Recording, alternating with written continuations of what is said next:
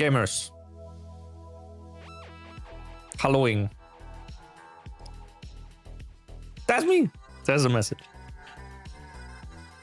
What? Hello. How's it going, Phantom, Harvey, Leo? You're gonna press enter, but you were sneezing? Oof. Oof. Where's the button? This button. Put. Okay. We are demo gaming today. Let me boot up this game. That. Oh, made with Unity. Oh. Vacation home. God, I wish. Hey, so. Oh. Hey, monitor.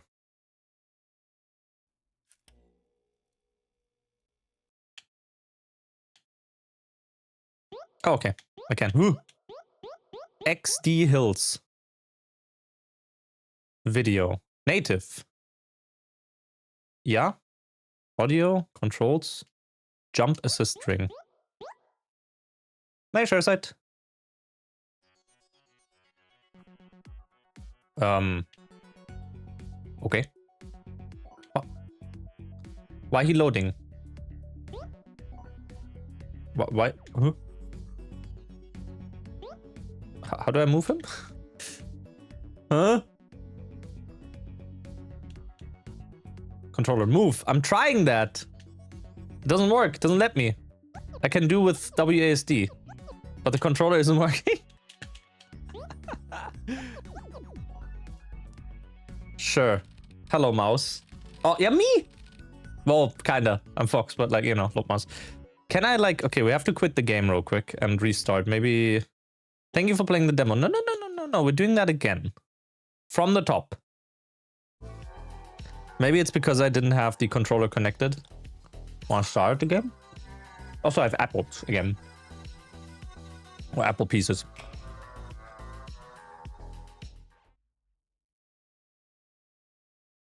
So if you hear me crunch over the microphone, that's why.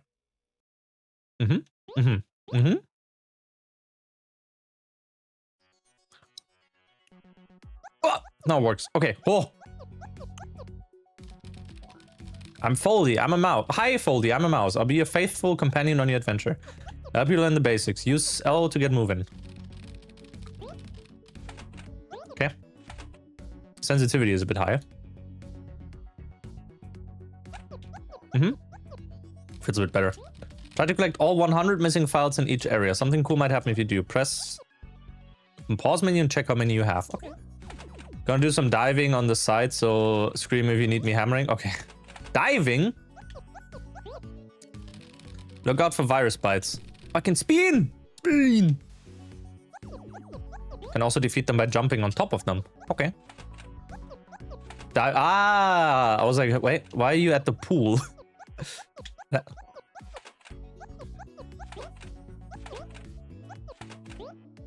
Oh, double jump.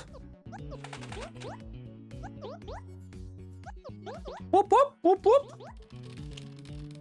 Try using the zip move. Huh? Why? Holy shit.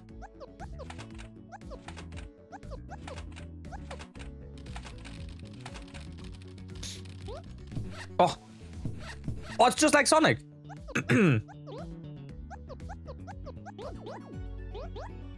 Was about to say, you can't give me this area here without expecting me to, you know. Yo!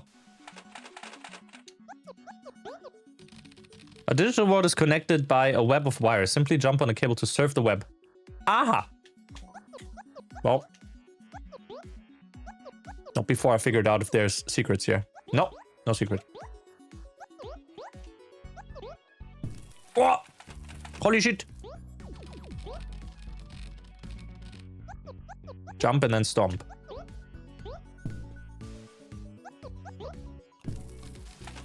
If we move like that, you'll have this virus taken care of in no time.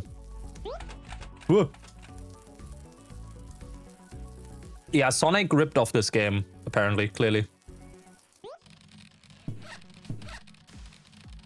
Can hold the B button while at a standstill to return to a previous checkpoint. Okay. So far, I think I'm good.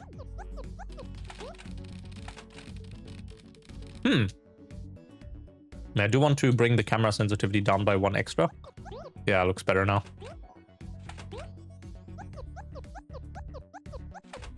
Okay. We can have that again.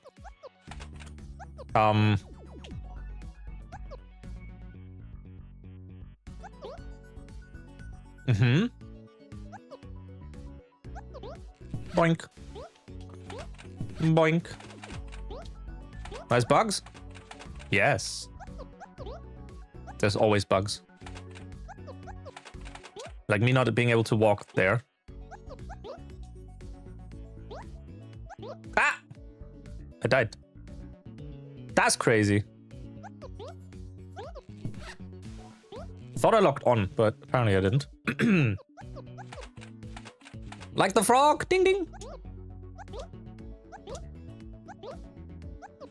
Card. Oh, okay. Oh! In that small gap? Really? Okay. Nice guy. This looks cute. It is! Your small folder. Wow.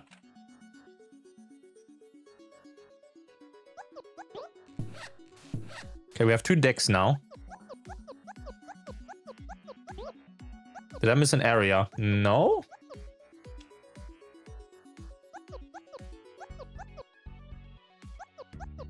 I think we're good.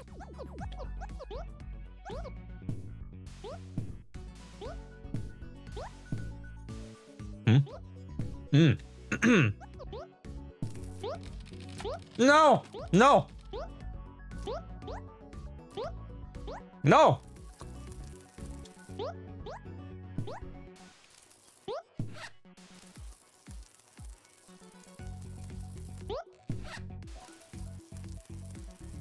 We can easily go back, is a good thing.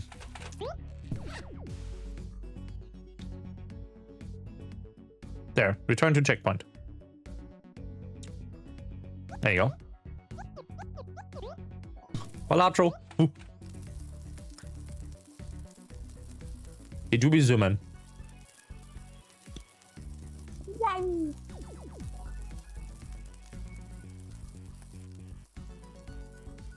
The tiny folder that could.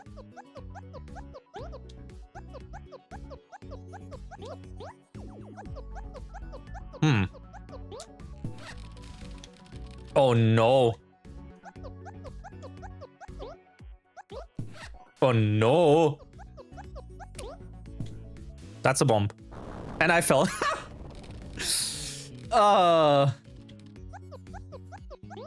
Is the objective of the game to not blow up the board? I forget. Still, it looks like we have a way up now. Try stomping on those mines. Okay.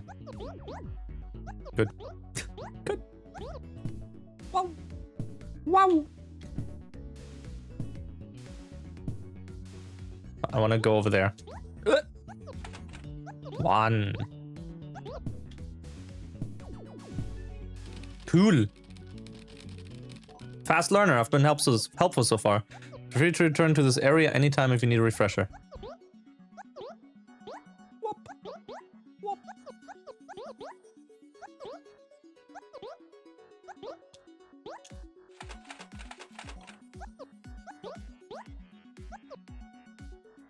Okay. No, I missed one.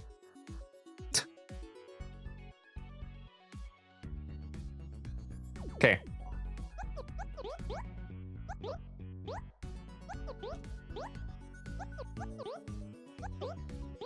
What? Yeah, got it.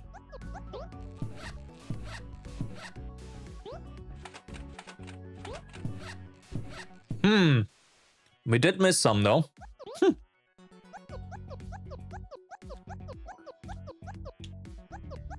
We're like 6 short.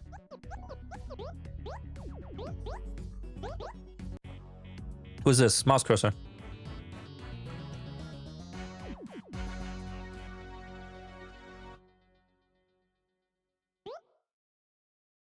That's all? Okay, time to find all then.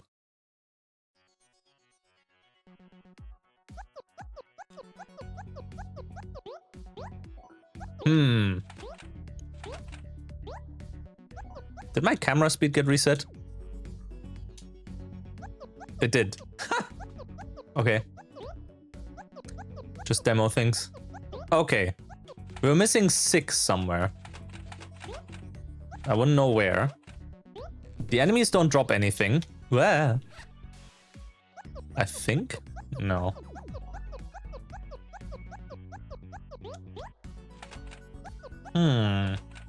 Where would the remaining ones be? Because, like, I thought I picked everything up.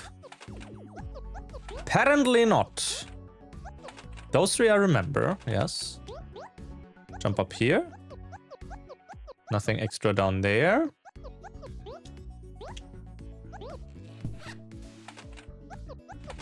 Nothing down here. But nothing below the map either. Maybe you were right. Ah! I didn't do the attack. Okay, but it's dead.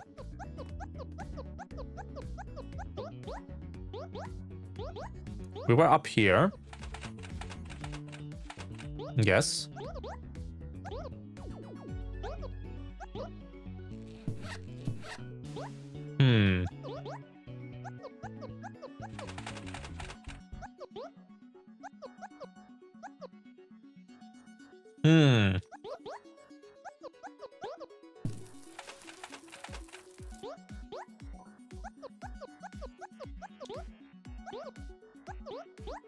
Boink.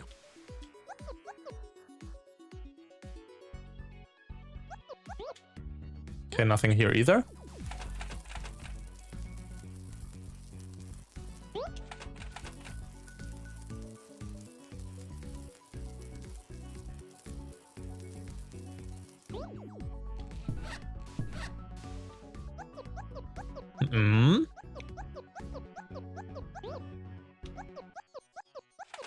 Nothing there either.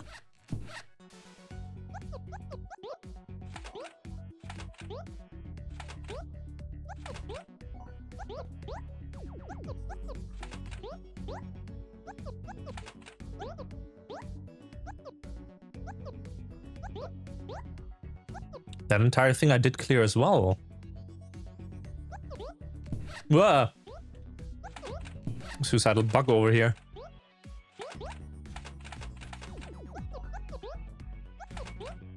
Didn't I? Oh, oh! Aha! Okay, that's 3. Hey, Hayes. Hope you're doing good. Okay.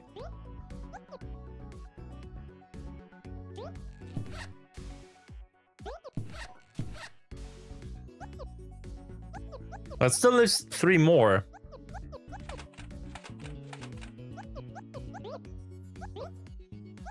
Whoa! Okay, cute game it is. Just stop. No, it's way too small of an island to have anything, I think.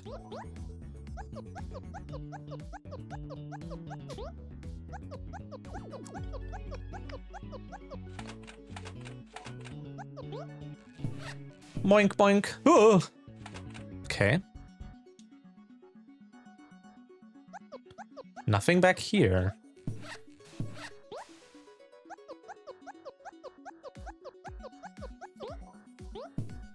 Boink.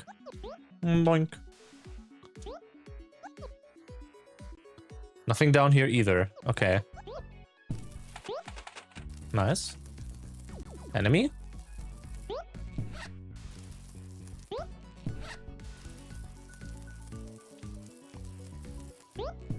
Boink. It's all again?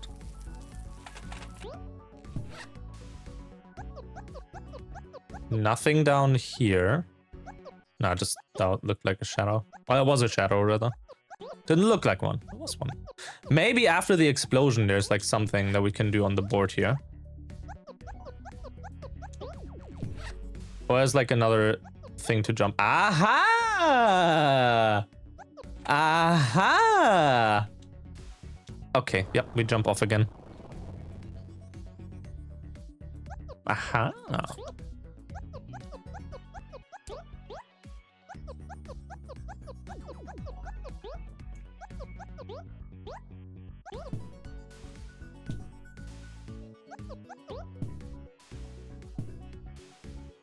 Whoa. Okay. That'll do it, yep.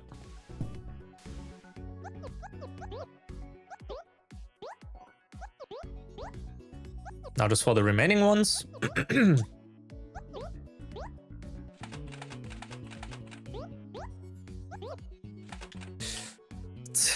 Of course we missed like every single one again.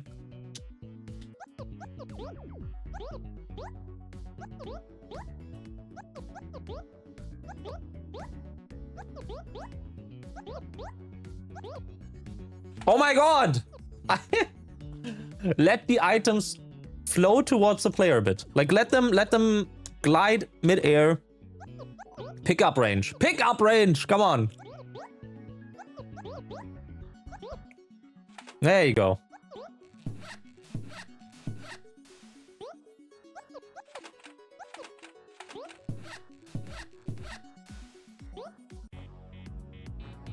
Halloween. Okay. Bonus level. Oh. In my demo. Okay.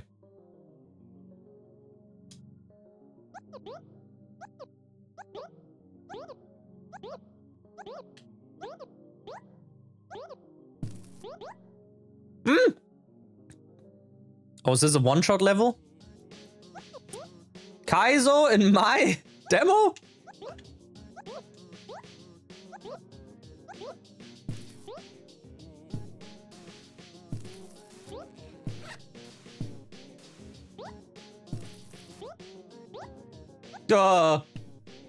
What? No, get me up here. Hoo-yah! Eric. Oh, you can lock onto this as well. Holy shit. Dive move. Press B while in the air to dive forward. Great for covering more ground quickly. Okay.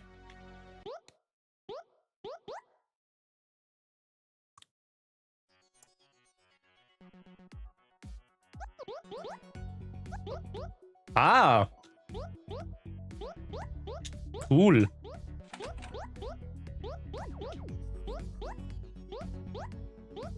Speed run.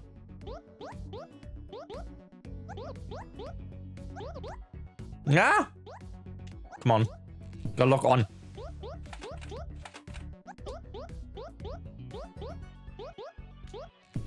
That's not what I wanted to lock on to.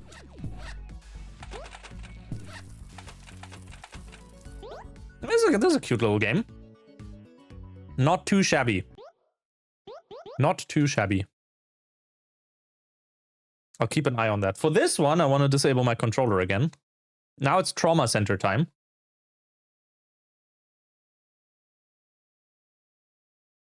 So I'll put this aside. Yeah, no. Don't need this again. Oh, that's a good window.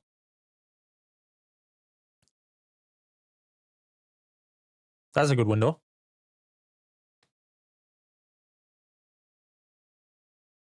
Mm-hmm. Mm-hmm.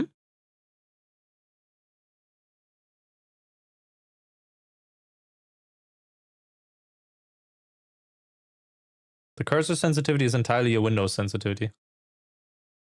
Ah. Cool. If it would boot up.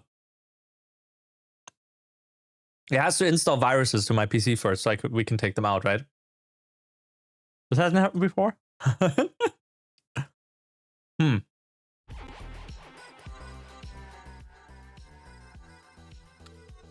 Yeah, waiting.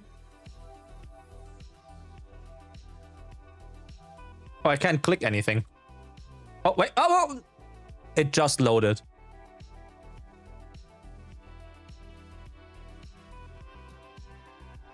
Oh! Yeah! Welcome to Cutting Edge Roots of Mutation demo. This demo contains the first several episodes of the game in their entirety. Before I head off to the OR, note that this game is still in development, some placeholders are present, Constant subject to change. Bugs and hiccups, if any, should be few and far in between. Try not to kill too many patients. Okay.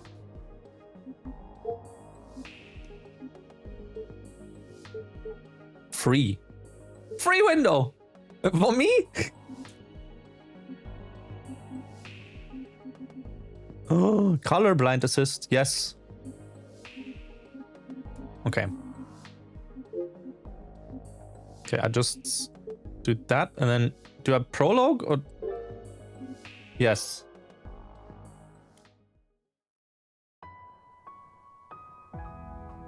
Oh, music.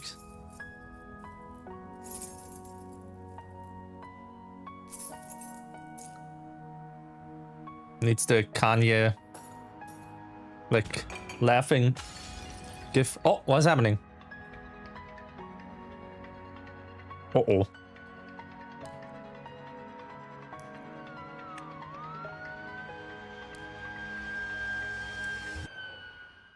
Huh?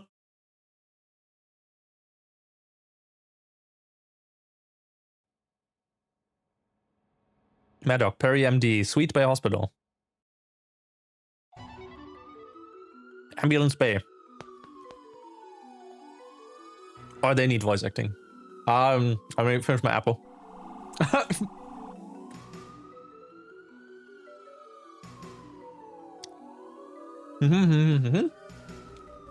Quick thirst quencher.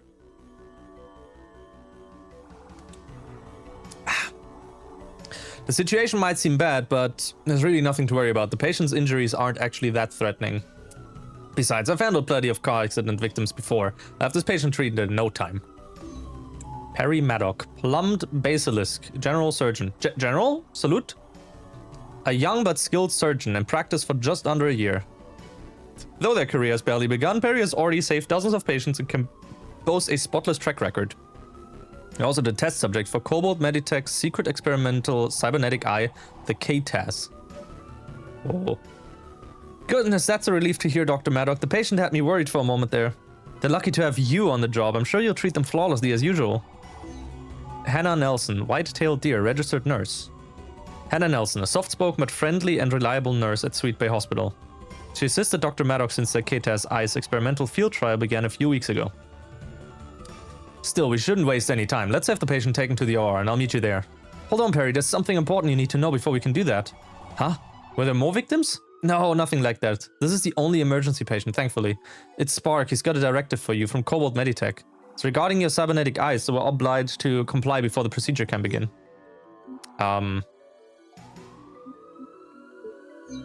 Cobalt Meditech? They're probably gonna have me do more tests for the cybernetic eye, but now?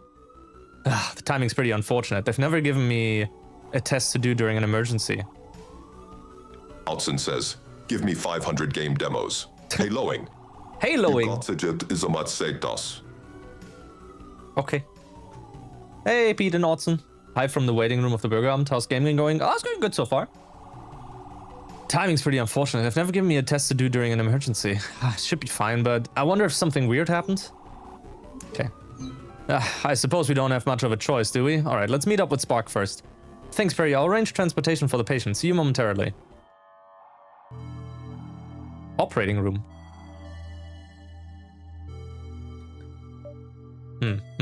Oh, where is he? Doesn't he understand a trauma patient is waiting on him? Don't worry, Hannah. I'm sure he'll be here soon. Spark would never put anyone in danger. He's probably just being overworked by KBMT. Hey, Hannah, Perry. Goodness, Spark. You're gonna make me faint. You came out of nowhere. Well, actually, I came through the door. See, it's right there, like it's always been. Shut up. Fennec Fox, Cybernetic Systems Technician. Spark, one of the very first cybernetic systems technicians, is in the new and growing field of cybernetics. His unusual technical ability landed him a position at the prestigious corporation Cobalt Meditech 1 year ago. Prior to that, he and Perry attended the same university, where they quickly became best friends. But regardless, I'm here. Sorry about the short notice. Cobalt really needed to go over this directive with me. I've got it right here, though. Hand-delivered just for you guys. Oh, slow down a bit, Spark. Not to say what you've got isn't important, but Nurse Hannah hasn't even explained the patient's condition yet. We were waiting on you. Well, I'm here. We've got a dying patient, don't we? Actively dying. We should probably deal with that, so let's get to it already. Oh, then I'll quickly brief you two on the situation, after which Spark can say his bit, alright? Okay. Well, our patient is an adult grey wolf. He was just involved in a single vehicle automobile accident. He's not in serious condition, but we've identified multiple pieces of glass in his chest that need removal. He's also suffering from several minor lacerations in need of suturing. Luckily, it appears all the damage is superficial, so it should be a relatively simple procedure. Nothing out of the ordinary, just like I thought. I could handle this in no time. If it weren't for the fact that you and your directive are here, Spark. Wow, Perry, and yeah, I thought you liked hanging out with me. Hey, you two, is now really the time to joke around? Sorry, couldn't help myself. Anyway, now for the Cobalt Meditech directive regarding Perry's cybernetic eye. It's nothing complicated, don't worry. First, I'm pleased to report the trial's been going well. I analyzed your recent operations, Perry, and the eye hasn't impaired your surgical skills at all. Isn't that neat? It's true, Dr. Maddock has been treating our patients just as well as before getting that new eye. Was worried about having to give up a perfectly good eye at first, I admit. But the cybernetic eye has been working flawlessly. It's kind of cool, actually. And it's blue. I still can't believe how lucky I am. Cobalt Meditech could have gotten anyone they wanted to test their new eye. And out of everyone, they offered the opportunity to me. I'm super glad Spark told me about the application before it closed. He must have used insider information. Regardless, the tech I'm testing will definitely help a lot of people. I can't let them down. Speaking of which, the eye's trial is almost complete. There's only one last thing to do. Corporate just needs to collect some live data and video footage of you operating with the eye, Perry. Video footage? So they're gonna be recording what I do through the eye? Yeah, and since I'm their cybernetics technician, they want me to narrate and explain the eye's features. Yeah, it's not actually a big deal. How am I doing it if it'll help you and your eye's trial along, Perry? But of all the operations, they had to pick one with a trauma patient to this, really? Hey, don't shoot the messenger, that's what they told me to tell you. Given how well Perry's been doing, I think Cobalt moved up their timetables. Corporate really wants to rush the eye's new tech to market, and the tech's pretty cool, I have to admit. Regardless, it won't be a problem for Perry, right? You never let anyone down. Oh, yeah. I try not to. But doing data collection on a trauma patient? Dr. Maddock, this doesn't seem appropriate. I'm worried this will distract us from the patient. I don't disagree, but look at what they've also written. This matter is time critical and cannot be delayed. However, we are confident you will not fail us, Dr. Maddock. Yeesh, they're really sucking up to you, aren't they, Perry? I'll have to operate while my cybernetic eye collects data. Will that be alright? The choices won't change the overall story. Nothing is locked behind them. They can provide extra info. Oh.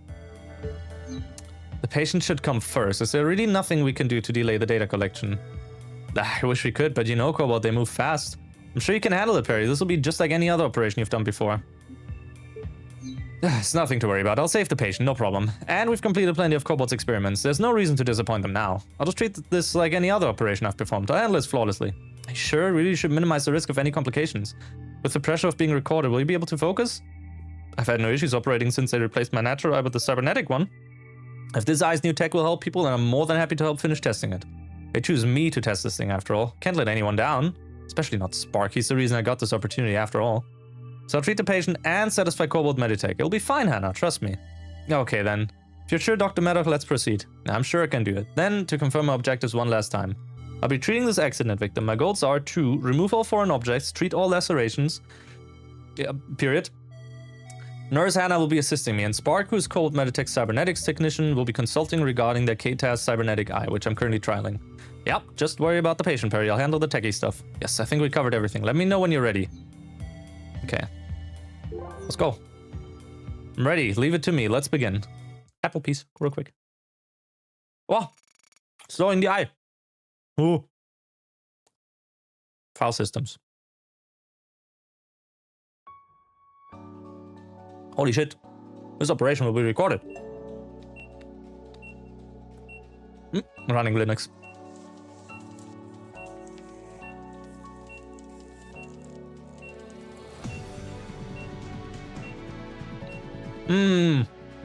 Missed opportunity to have the music be in sync with the BPM at the start. Let's begin the operation. Click anywhere space to continue. Dr. Maddock, is your cybernetic eye functioning alright? Let's see. When talk's visible, the operation is paused. Click anywhere space to advance. Everything looks like it's working. Okay, Perry, let's start the recording. Alright, this is Dr. Perry Maddock, General Surgeon. I'm the test user of the KTAS cybernetic eye and I'll be handling this operation. Let's get started. The patient's vitals are low. I'll deal with that first. Nurse, could you hand me the syringe? Oh. Ah. Thanks. Keeping the patient's vitals up is a top priority. The operation will be suspended if vitals hit 0. Not that I've ever let that happen. Your eye's heart will update vitals in real time. Pretty neat, right? And to raise vitals, I'll administer some stabilizer using the syringe. Simply draw from this. No, we just put it in. Oh. Advise recovering to 60. Okay. There you go. That's better. I'll make sure to keep vitals up and out of the danger zone. Hey Perry, real quick. Do you see your eyes directives display? I just booted up.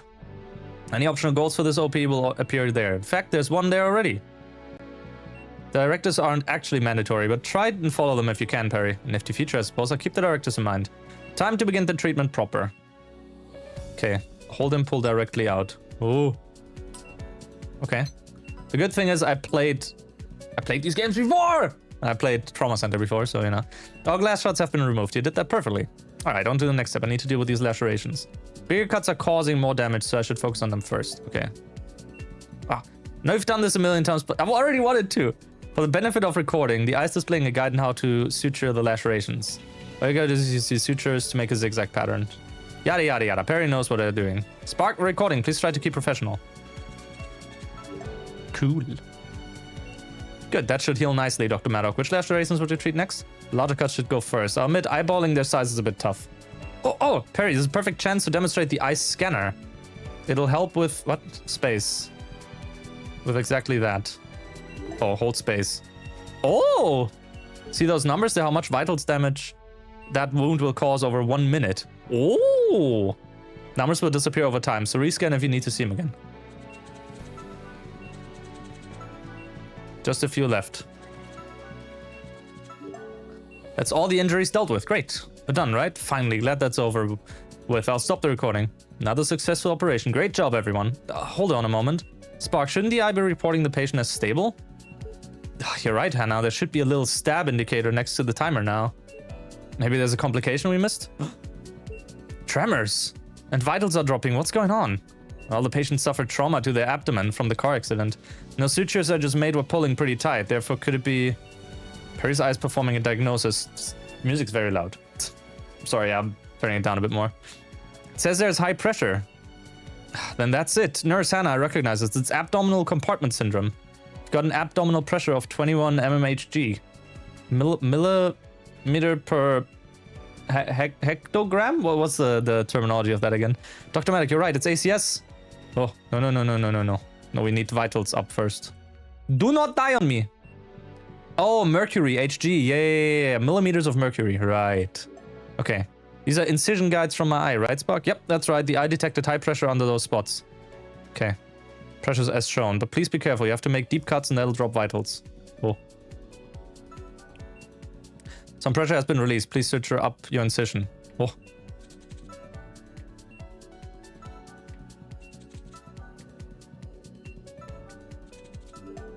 Those appear to be all of the guides. How's the pressure looking? Pressure is improving, but the patient isn't stable quite yet. Perry, look, the eye's recommended to make more cuts. Wants me to cut more? That's strange. I've not had to repeat this procedure before. But it's been working so far. Let's just trust the eye, Perry. Keep going.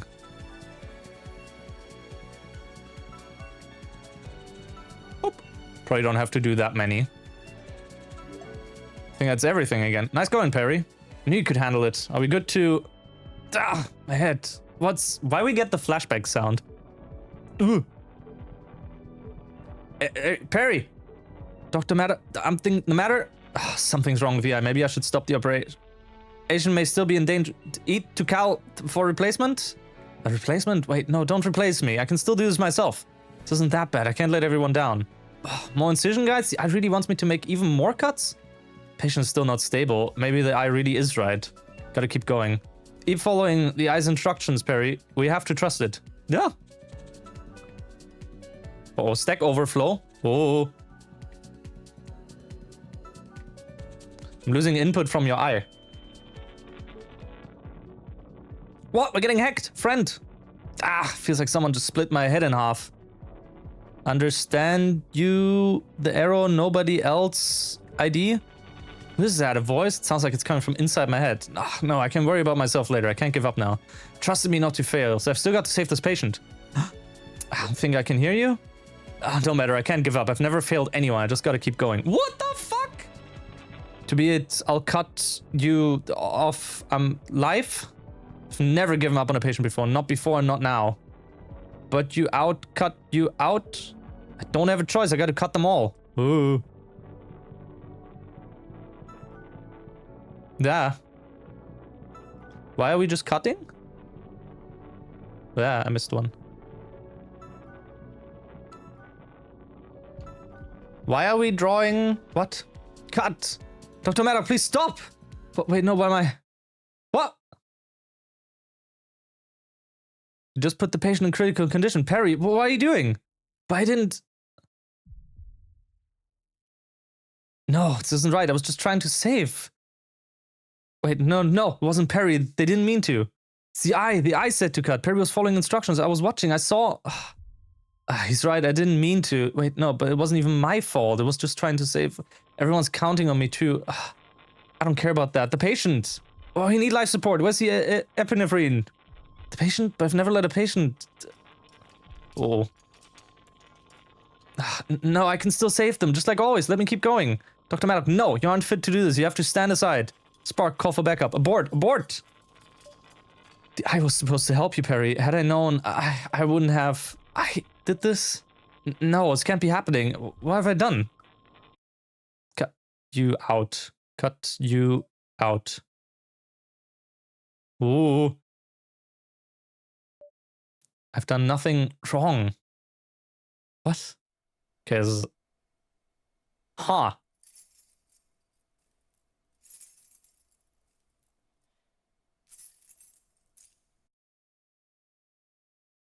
Nothing will stop me now.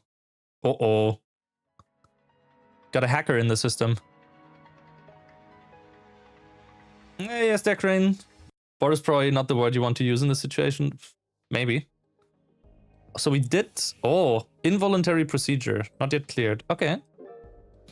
Now we're on to episode 1. Yeah, it was just a prologue. Yeah. 1 year later. Okay, now we're on to this part again.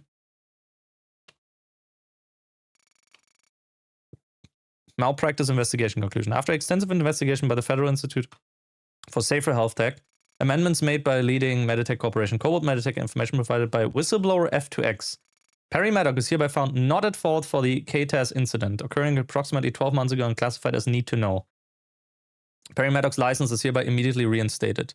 Perry Maddox's non-disclosure clause remains in indefinite effect. Okay, that's good. That is good.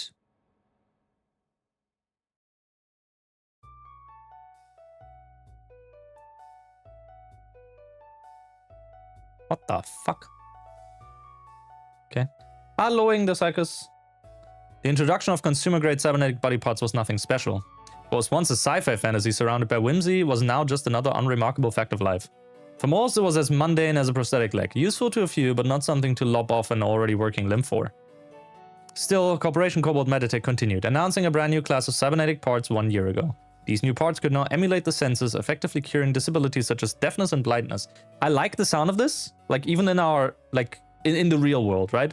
But literally you start off the game with like, oh, there's a cybernetic eye and it can help you with stuff, and then you get hacked. It's like, okay, maybe not. Like, let's give this a few more years to cook, please, in the real world, okay? No niche, this advancement in cybernetic parts has become a welcome and profitable boon for healthcare, offering miraculous cures for once untreatable ailments and supernormal abilities for the daring. It has been 1 year since the introduction of these new Synthro-Link cybernetic parts, and it has been 1 year since the test user of the failed K-Test cybernetic eye last set a foot in an operating room. Lobby.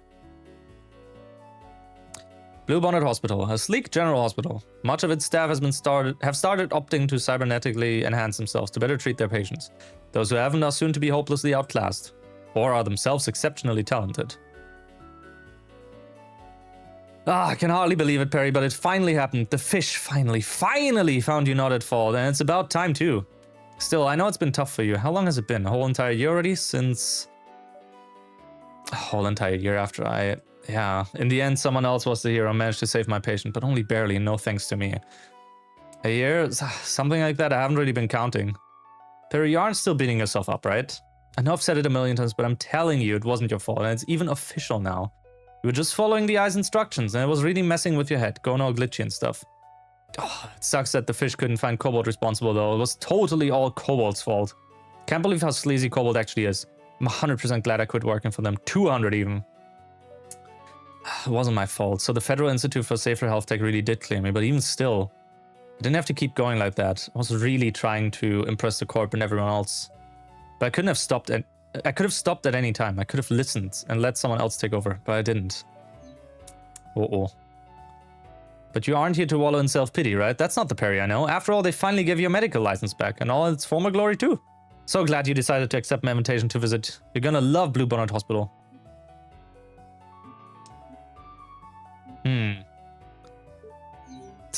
It'll just be an observation, right? Yeah, that's right, observation. Or shadowing, if you want to sound mysterious. Ooh. After they replaced one of my eyes with the cybernetic K-test, I don't know what overcame me. I mean, I still wanted to help people, despite it all, but when they revoked my license because of what I did, should I really be trying to do this again, even though they changed their minds and said it wasn't my fault? I can't risk harming a patient again, especially not after what that voice in my head made me do. A lot has changed since you last practiced, Perry. There's a lot of new and cool stuff. Really, I haven't been paying attention. No worries, once you get a taste of it all again, you'll get over everything. I just know it. Hey, guess what? You'll be shadowing Dr. Larson. He's got a pair of really fancy cybernetic arms. Ooh, I'll have to introduce you to Brooke too. Show you around the hospital, and you can check out my sled and... Uh-oh. Paging, Cybertech Spark, code blue, code blue. Give me that. Spark? Spark, where the hell are you? Got a situation, we need you over here, now! Uh-oh. Are you still on duty, Spark? Well, yeah, but everyone's cybernetics should be fine. I just inspected them. Duh, I guess your observation's starting right now, Perry. Come on, this way. If you say so. Patient room. Uh-oh. Beeping. We're here. What's going on? Oh. Spark, there you are. Where have you been? And who is... Whatever, doesn't matter. Staunch the external bleeding, but we can't treat the patient without an able doctor. Why is Dr. Larson's arm down again? Do your job and fix it, Spark. What? But I just inspected them, Brooke. You're saying they broke down again? One of his arms is down. Did I stutter, Spark? Just get it working again already. Brooke Sharpfin, Nurse Shark. KTAQ2 hand. Psychological type internal implants 3. Oh, now we're seeing more and more people have these, like the cybernetics. Brooke Sharpfin, a nurse who started working at Blue Bonnet Hospital a little under a year ago. Despite her impressive nursing skills, many of her patients and colleagues are unsettled by her fierce appearance. Alright, I'll do it. But would it kill you to at least ask me nicely? It'll kill the patient if you don't hurry up already, Mr. Cybernetics Technician. Oh. Save the repairs. There's no time. I still have one good arm, so I will go on with it alone. What? Dr. Larson, I'm not gonna mince words. That's a completely idiotic idea. We have little choice now. If I do not operate, the patient's chances are surely zero. Daniel Larson. Oh, 30 fathers! European Badger. Daniel Larson, one of the hospital's top surgeons, a Class A cyberdog. I think at this point it's easier cybernetics in parentheses he doesn't have. Non-installed cybernetics, right? Like 3. To better help patients, he's augmented himself with many of Cobalt Meditech's cybernetic parts, allowing him to operate with remarkable speed and precision. Frankly, I don't care how good you think your cybernetics are, Dr. Larson. Your arm is broken. There's got to be another way. This doesn't look good. I don't think I'll be able to fix this arm in time. Brooke, are there any doctors available, or do you think we can transfer the patient? Thought of all that already, Spark. Duh. Want to own. Uh-oh. Spark, who's the lizard anyway? I've just been standing around. Get him out of here. Brooke, this is my best friend, what I meant to say was this is my best friend, Dr. Maddock. Spark. Dr. Maddock?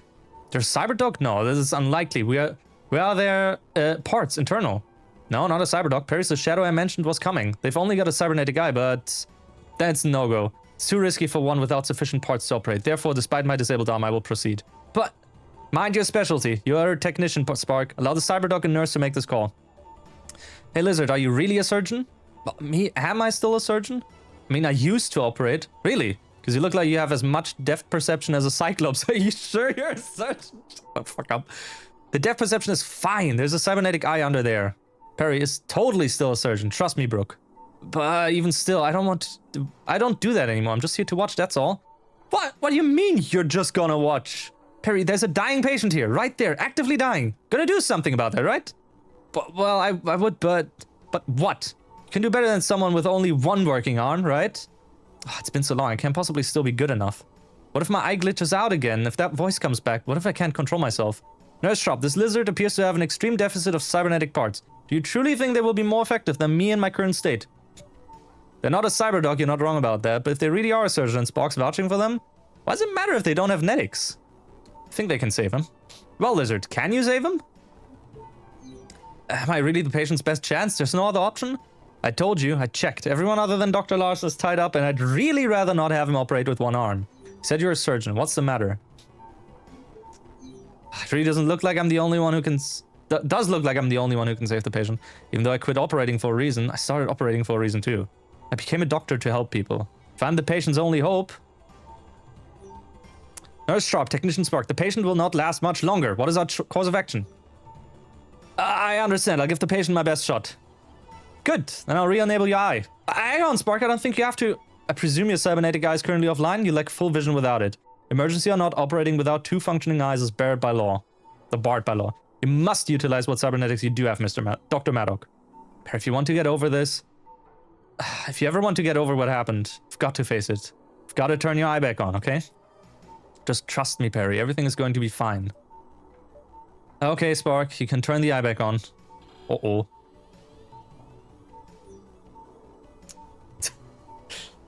"200 vulnerabilities detected. Gotta update Arch first. Dr. Maddock, was it? Let's get you sanitized and prepped. We're counting on you now. Okay, please lead the way. Perry, good luck. Car accident victim. Oh, again! Foreign debris and external lacerations require treatment. Additional injuries may be present in the thoracic cavity. Dr. Maddock, regroup with team. The situation is urgent, but a quick briefing is still necessary. I'll handle it, so listen up, Maddock. A patient is an adult grey wolf who was involved in a car wreck. No, not another grey wolf! Apparently his car went haywire and drove him right off the road. Another car accident victim? It's just like my last patient from 1 year ago. He's currently suffering multiple lacerations and embedded debris, and he may also have suffered additional trauma to his internal organs. Stabilized him earlier, but that won't last much longer, and there's no time to transport him to another hospital. We're fortunate to have Nurse Sharp. She stabilized the patient well, despite a relative lack of cybernetic parts. However, we're out of time. With only 2 surgeons available, and one of my cybernetic arms remains inoperative. Spark is performing diagnostics and will attempt arm repairs concurrently, but do not rely on this. Under Nurse Sharp's suggestion, I will refrain from attempting the operation with the solo arm and defer to you, Dr. Maddock. I've got that all squared away now, so here's what you gotta do, Dr. Maddock. Treat all external wounds, treat any and all internal wounds. Deal with the outside, then open them up. Simple, yeah? You really do not possess any cybernetic parts other than your eye, is that correct? Not even internal parts? I wish I didn't have any cybernetic parts at all, but yeah, it's just as one eye. And Technician Spark mentioned you last operated approximately 1 year ago. Are you still confident in your abilities? I didn't want to have to find out. Haven't been able to help anyone ever since the incident. I just couldn't risk it. But before that, before I screwed up, this is what I wanted to do. This is what I did. So if I'm the patient's only hope, I can still do this, even now, for them, right? There's no time. I'll bet on the lizard. Well, what are you waiting for? Okay. Yes, I'll do it. Just leave it to me. Let's begin. NPM. Ah! Click to commence. Your performance will be evaluated. Okay. Alright, Lizard, show us what you got. No pressure. I've done this 100 times before, right? Just breathe, Perry. Okay, I'll give myself one more chance. Ready? Patient's vitals are low. Raising the patient's vitals. Up to 60 at least. Hang on a second, something's not right. Why is the stabilizer so slow? Stabilizer, you are familiar with basic operating concepts, I trust? It has been a year for them. Hey, Lizard, we don't use stabilizers nowadays.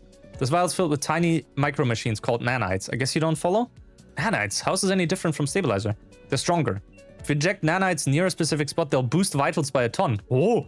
That eye of yours got a scanner, right? Scanning will show you the boost target. What the fuck? Holy shit! Okay, that's a cool mechanic. Okay, that's cool. Things are looking better. I'll inject more nanites later if needed. And now to save the patient. Dr. Maddock, multiple wounds are present. Are you ready? Okay.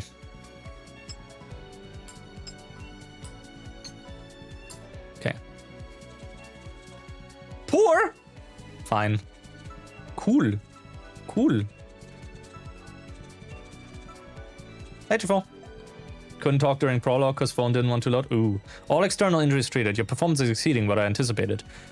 It's going alright so far. Just gotta keep it up. However, you must maintain pace. Note the timer on your HUD. That is a standard estimate of how long the patient can last under surgery.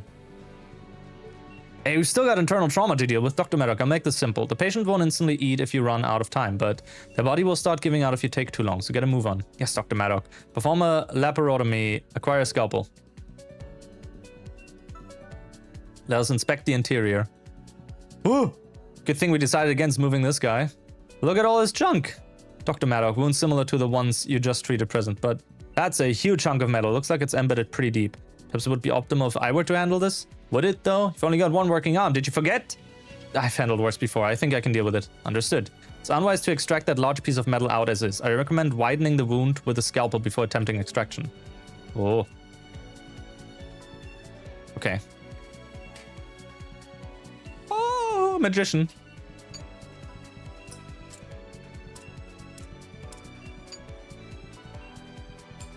Okay.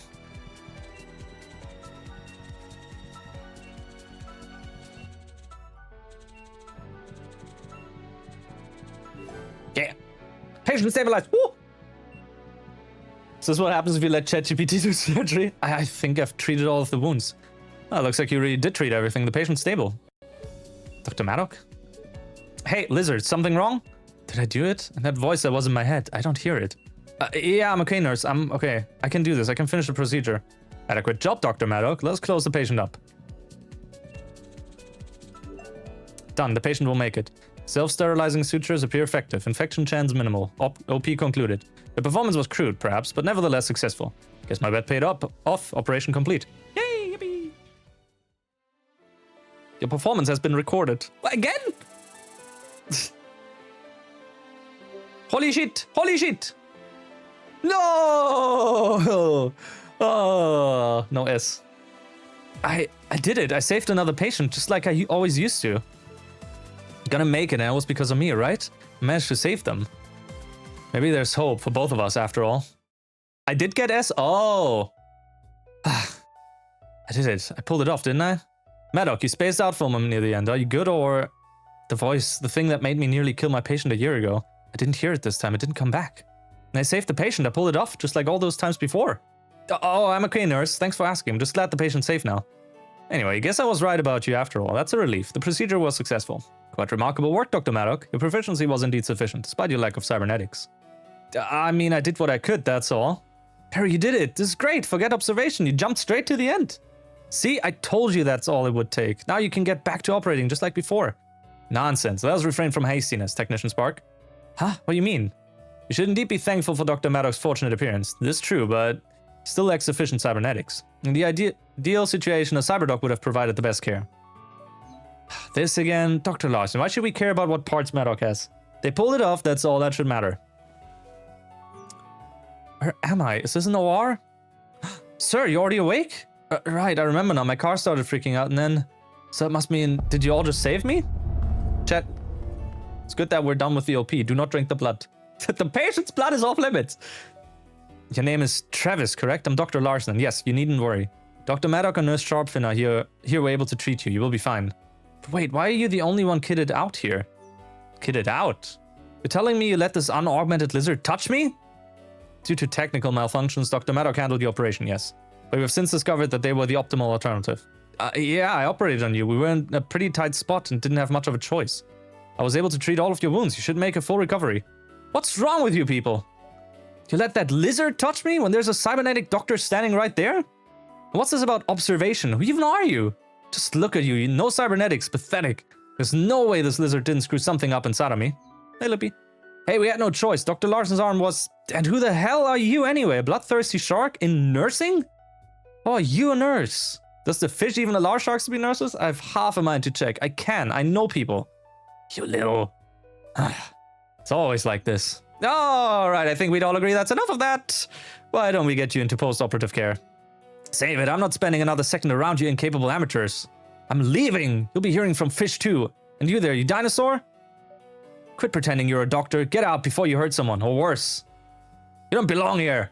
You don't belong in this world. Die, monster. He made me do it.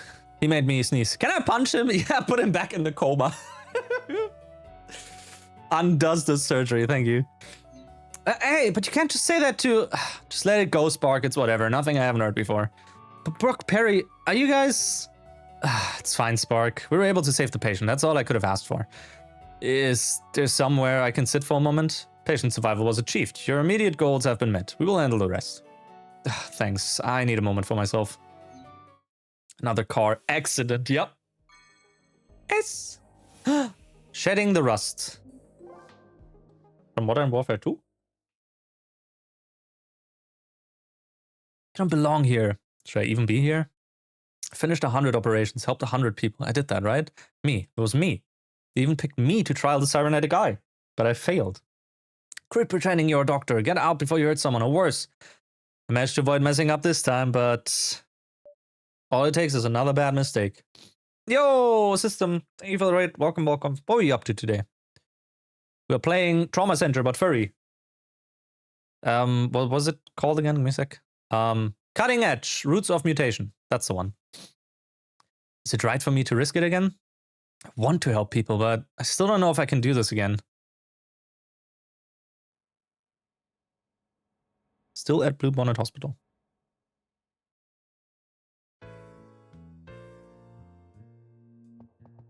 Tune! Hey Perry, you doing alright, bud? I know it's comfy, but unfortunately I can't let you hog the couch forever. Spark. What time is... did I pass out? Good morning, I'm glad you're up. I'll get right to things then. So first, about that patient you saved. The car accident victim, Travis, right? The car accident victim who works for the fish, Travis. Yeah, that's right. He works for fish! The Federal Institute for Safer Health Tech? That fish? Of all the people. But wait, wasn't he discharged? Is something wrong? Does he need more care? Jeez, Perry, sometimes you're too kind at fault. Don't worry, that jerk's fine. In fact, he's feeling so good he's already filed a fish malpractice report against us. And you. At least we were able to save him. Hey, don't be so down. It's not like the investigation is actually gonna go anywhere. You'll be fine. How do you know that? Well, I didn't think you'd actually question me on that. Let's just say I have it on good authority. Yeah, you can trust me on this. Fish sided with you when that happened, remember? So I'm sure they'll be on your side again. They're not gonna punish you for literally saving someone's life. Speaking of saving someone, Perry, did you know everyone here has already started gossiping about you? Me? But all this just happened yesterday. That was yesterday, right? You're the mysterious, nearly cybernetic-less surgeon who suddenly and miraculously appeared and saved a life. Nobody can believe you were actually able to fill in for not just the cyberdoc, but Dr. Larson himself. I'm telling you, you're what everyone's been talking about. Well, everyone at Bluebonnet at least. What? Am I really being hyped up like this? It's just like what people thought of me before. But I don't care about any of them. Just glad that things ended up working out for a patient.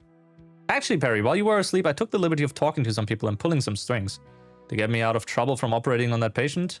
Better! I convinced them to offer you a position here as a surgeon. Spark, why'd you do that? I can't go back to practicing, not after...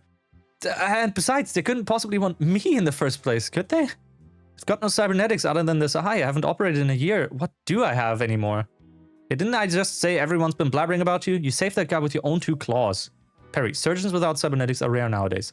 Good surgeons without cybernetics are practically non-existent. Most simply can't keep up with cyberdogs like Dr. Larson, even if their netics break down. But guess whose arms can't break down? I think you know I'm going with this, Perry. It's not the only reason why they're interested in you, of course. You've totally held onto your skills. Still, you need to be properly evaluated first. Gotta prove it wasn't just a fluke, see? They handle the bureaucracy, but we need to get you caught up. You've always been a fast learner, though. And when this works out, you can finally get back to helping people again, Perry. It'll be just like back when we worked together, how it was supposed to be. Speaking of which, Perry, you didn't hear that voice in your head again, did you? I didn't hear it, actually. Wait, really? Well, I mean, I told you, see? You just had to try again, and now we know that voice thing isn't even the problem. Sweet! I hope that's the case, Spark. I could have sworn I felt the voice was about to say something again. Even still, can I even come close to being as good as someone with working cybernetics? That patient didn't seem to think so. Hey, I don't have any, and I'm doing alright. And you handled that emergency super well. No fancy arms needed. Nados. Come on, Perry. There are still people out there that could use your help. You can do this. Pick back where you left off. I stopped because of what happened, because I didn't know if I could control myself anymore. If I stopped practicing, I wouldn't be able to hurt anyone else. But on the other hand, had I not stopped, how many people would I have been able to help? I was able to save that last patient. If I didn't give myself one more chance, he would have... Alright, I'll keep giving it a try then. Thanks, Spark. Awesome! And of course, I always have your back, Perry. Now, you'd better get ready. We've already been assigned another patient. One with cybernetics. Ooh, fancy. Already? Yeah, I kind of assumed you would agree. You don't mind, right? Only if you let me get breakfast first, Spark. Glad you're back, Perry. Hey, Quap. Any outstanding demos so far? This one? I mean, the other one was fun as well. Oh, shark. Ooh. There you are. Morning, Spark. Looks like your repairs on Dr. Larson's arms are holding up, for now at least. Technician Spark, salutations. And Dr. Maddock, I see you're still present. Your skills were notable, especially given your lack of equipment, and you succeeded at saving your patient. I understand you've been offered an evaluation trial. Did you accept? Dr. Larson, hey, and yeah. Spark managed to convince me to stick around, for a bit at least. If the others are in agreement, that's acceptable. And I will increase efficiency by leaving this patient in your claws and proceeding to the next. I look forward to learning of the results of your evaluation. Don't let all that distract you, Dr. Maddock. You look like a mess. Did you get enough rest? Oh, Nurse. Nurse Brooke, right? Yeah, I suppose I slept alright. Just a lot of thoughts. Thoughts? You're still up for this, right? Wouldn't want to make you operate if you're still frazzled. You're going to be compared against people who have cybernetics. A lot of cybernetics. And they don't give out pity points for people with few or no parts. Not towards you, nor Spark, nor me. Come on, Brooke, you're scaring him. You don't have to worry, trust me. A year ago, Perry was the best around. Just wanted to make sure Maddock's on their game. You do seem to still know what you're doing, though. You did save that other guy, after all. Oh, yeah, I did, didn't I? But anyway, since you're going for this, Dr. Larson wanted us to teach you about cybernetic surgeries. Spark told me you were an excellent surgeon, but you haven't performed any operations with cybernetics at all, right? Well, yeah, that's right. They weren't that widespread back then. Oh, man, of course they'd expect me to know about cybernetics. They're all over the place now, and if I'm being evaluated, gonna look like a complete idiot if they find out. They booed me before I even got started. I better learn, and fast. But I actually studied a lot of theory, so I just need some practical experience. That's all. Is that so? And I hope you're a fast learner because we got a patient waiting on us. Let's get this done. Uh-oh. Bro's lying. Red Fox! Todd Cooper. Hemochromatosis due to malfunctioning hybrid synthetic liver. Liver requires treatment and repair. Alright, you two, time for the briefing. Pay attention. The patient, Mr. Cooper, was admitted just an hour ago with complaints of pain and general malaise. Due to the patient's hemochromatosis, half of his liver was previously replaced. It's a cybernetic part. Hemochromatosis. That involves a buildup of iron. Does the cybernetic liver help treat it? Well, someone's a smart cookie, aren't they? Yeah, we're dealing with a cobalt Meditech synthetic liver implant. This model is supposed to perform chelation, which helps reduce excess iron in the blood. Unfortunately, it's notoriously unreliable. The Corp's been letting the quality of the devices slip for a while now. Typical. Yeah, I took a look at the device's logs and I'm sure that the synthetic liver is malfunctioning. I'm not surprised it went bust either. Ever since I left, Cobalt Meditech has been getting sloppier and sloppier. Anyway, Maddock, here are your objectives for the surgery.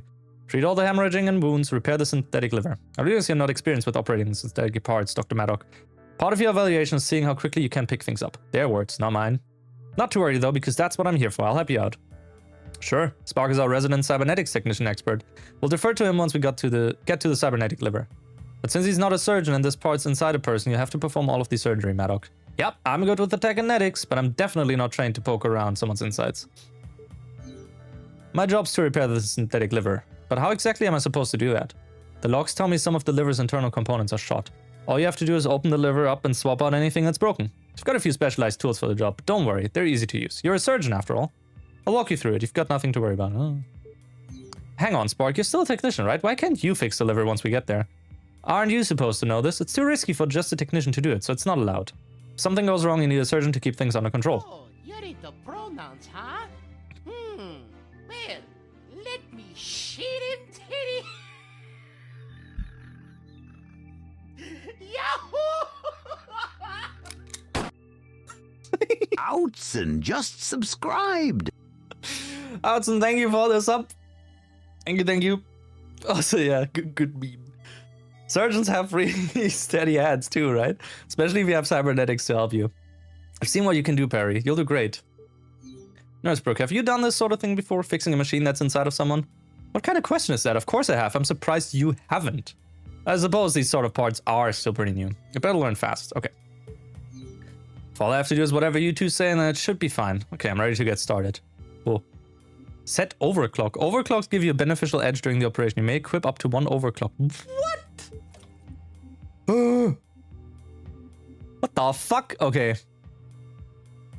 Double Fox. Cool. Okay, this game is getting somewhere.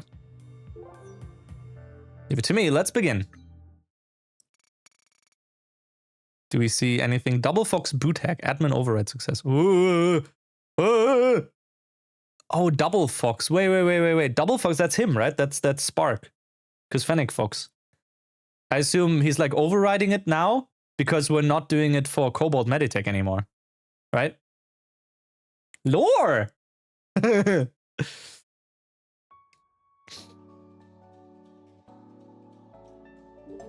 Alright, your first cybernetic surgery. Let's see if you can handle this. You got this, Perry. Just focus on helping the patient like you always do.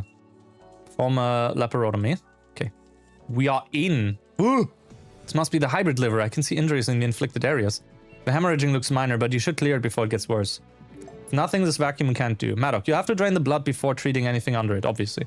Vitals will drop if you ignore the bleeding, but you knew that already, right? Just hold the button down. Okay. Boop, boop, boop. Boop, boop, boop. Alright, my turn. Perry, this is a Cobalt Meditech model. Fucking... In a sense, this is super funny to me, but like, it could be a thing that at some point in the future we would also do. Straight up, oh, yeah, nurse, hand me the Phillips screwdriver. It's like... I don't think that's a sentence you want to like hear in the operating room. Everyone would just look at you funny. But in this world, you know, it's like, it's everyone knows about that, and like everyone has this stuff. But it's like, nurse, fetch me my iFixit kit. Yeah. Thank you, the we could just get super shit-faced on and our tech liver will fix it, yeah. Yeah, I know, but like, just nobody tell him. It's like, it's so, I don't know.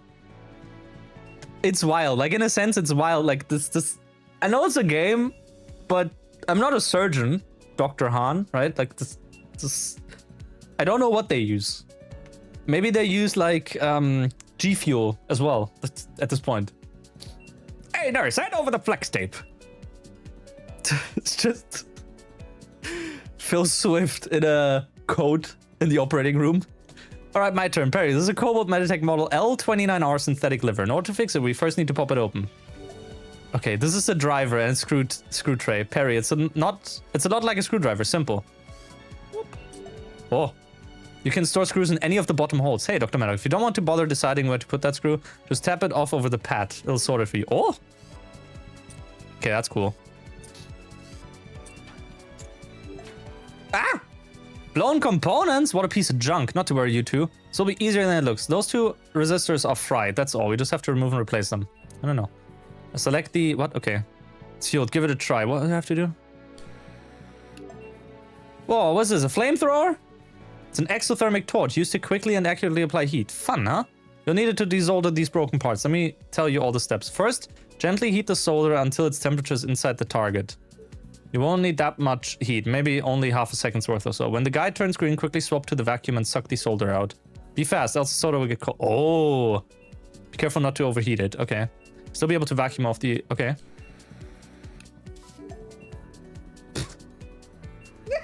Already failed. There you go, easy enough. Just be careful you don't fry any of the other components, please. Okay.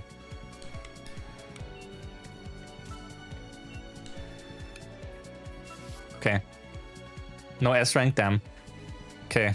That one. All the resistors out. Now for the replacements. Already dug out two new ones. No need to thank me. They're on the left tray. Place them in the forceps. Which one goes where again? I'm gonna lie, I already forgot. Brooke? Why are you asking me, Mr. Cybertech Specialist? I was monitoring the anesthesia. Oh, it's a 50-50 shot. Can't I, like, check? No, that didn't seem right. Okay, that one. This one. One more step left. You have to secure the resistors by soldering them on. You ready? First, the solder. Could we get a syringe? Oh.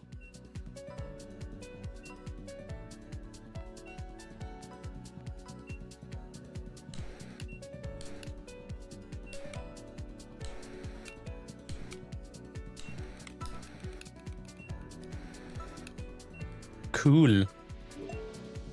Nice. Okay, I'm rebooting the organ. It's working again. Great, all that's left is to close things up. On the home stretch, just gotta screw the panel back on. Perry, you'll need the driver again. Use it to pick up the screws. Put it into screw hole holes and start screwing it clockwise. Don't let go until the screws properly tighten. Since you already need to be precise, you have to do it manually. No automatic mode. Oh.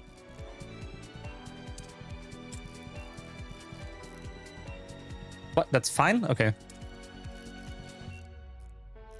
Oh, it's too far. Did I do it? Was that it? Am I still okay? Nothing. Still don't hear it. Whew. Done. Is that everything? Yeah, it should be it. Cool work, Perry. Great. Finally. Let's close him up. Boop, boop, boop. Done great. That's all there is to it. Not bad. I guess you're the real deal after all. Great. The patient should be okay now. Operation complete. Yeah, I'm looking forward to the full game.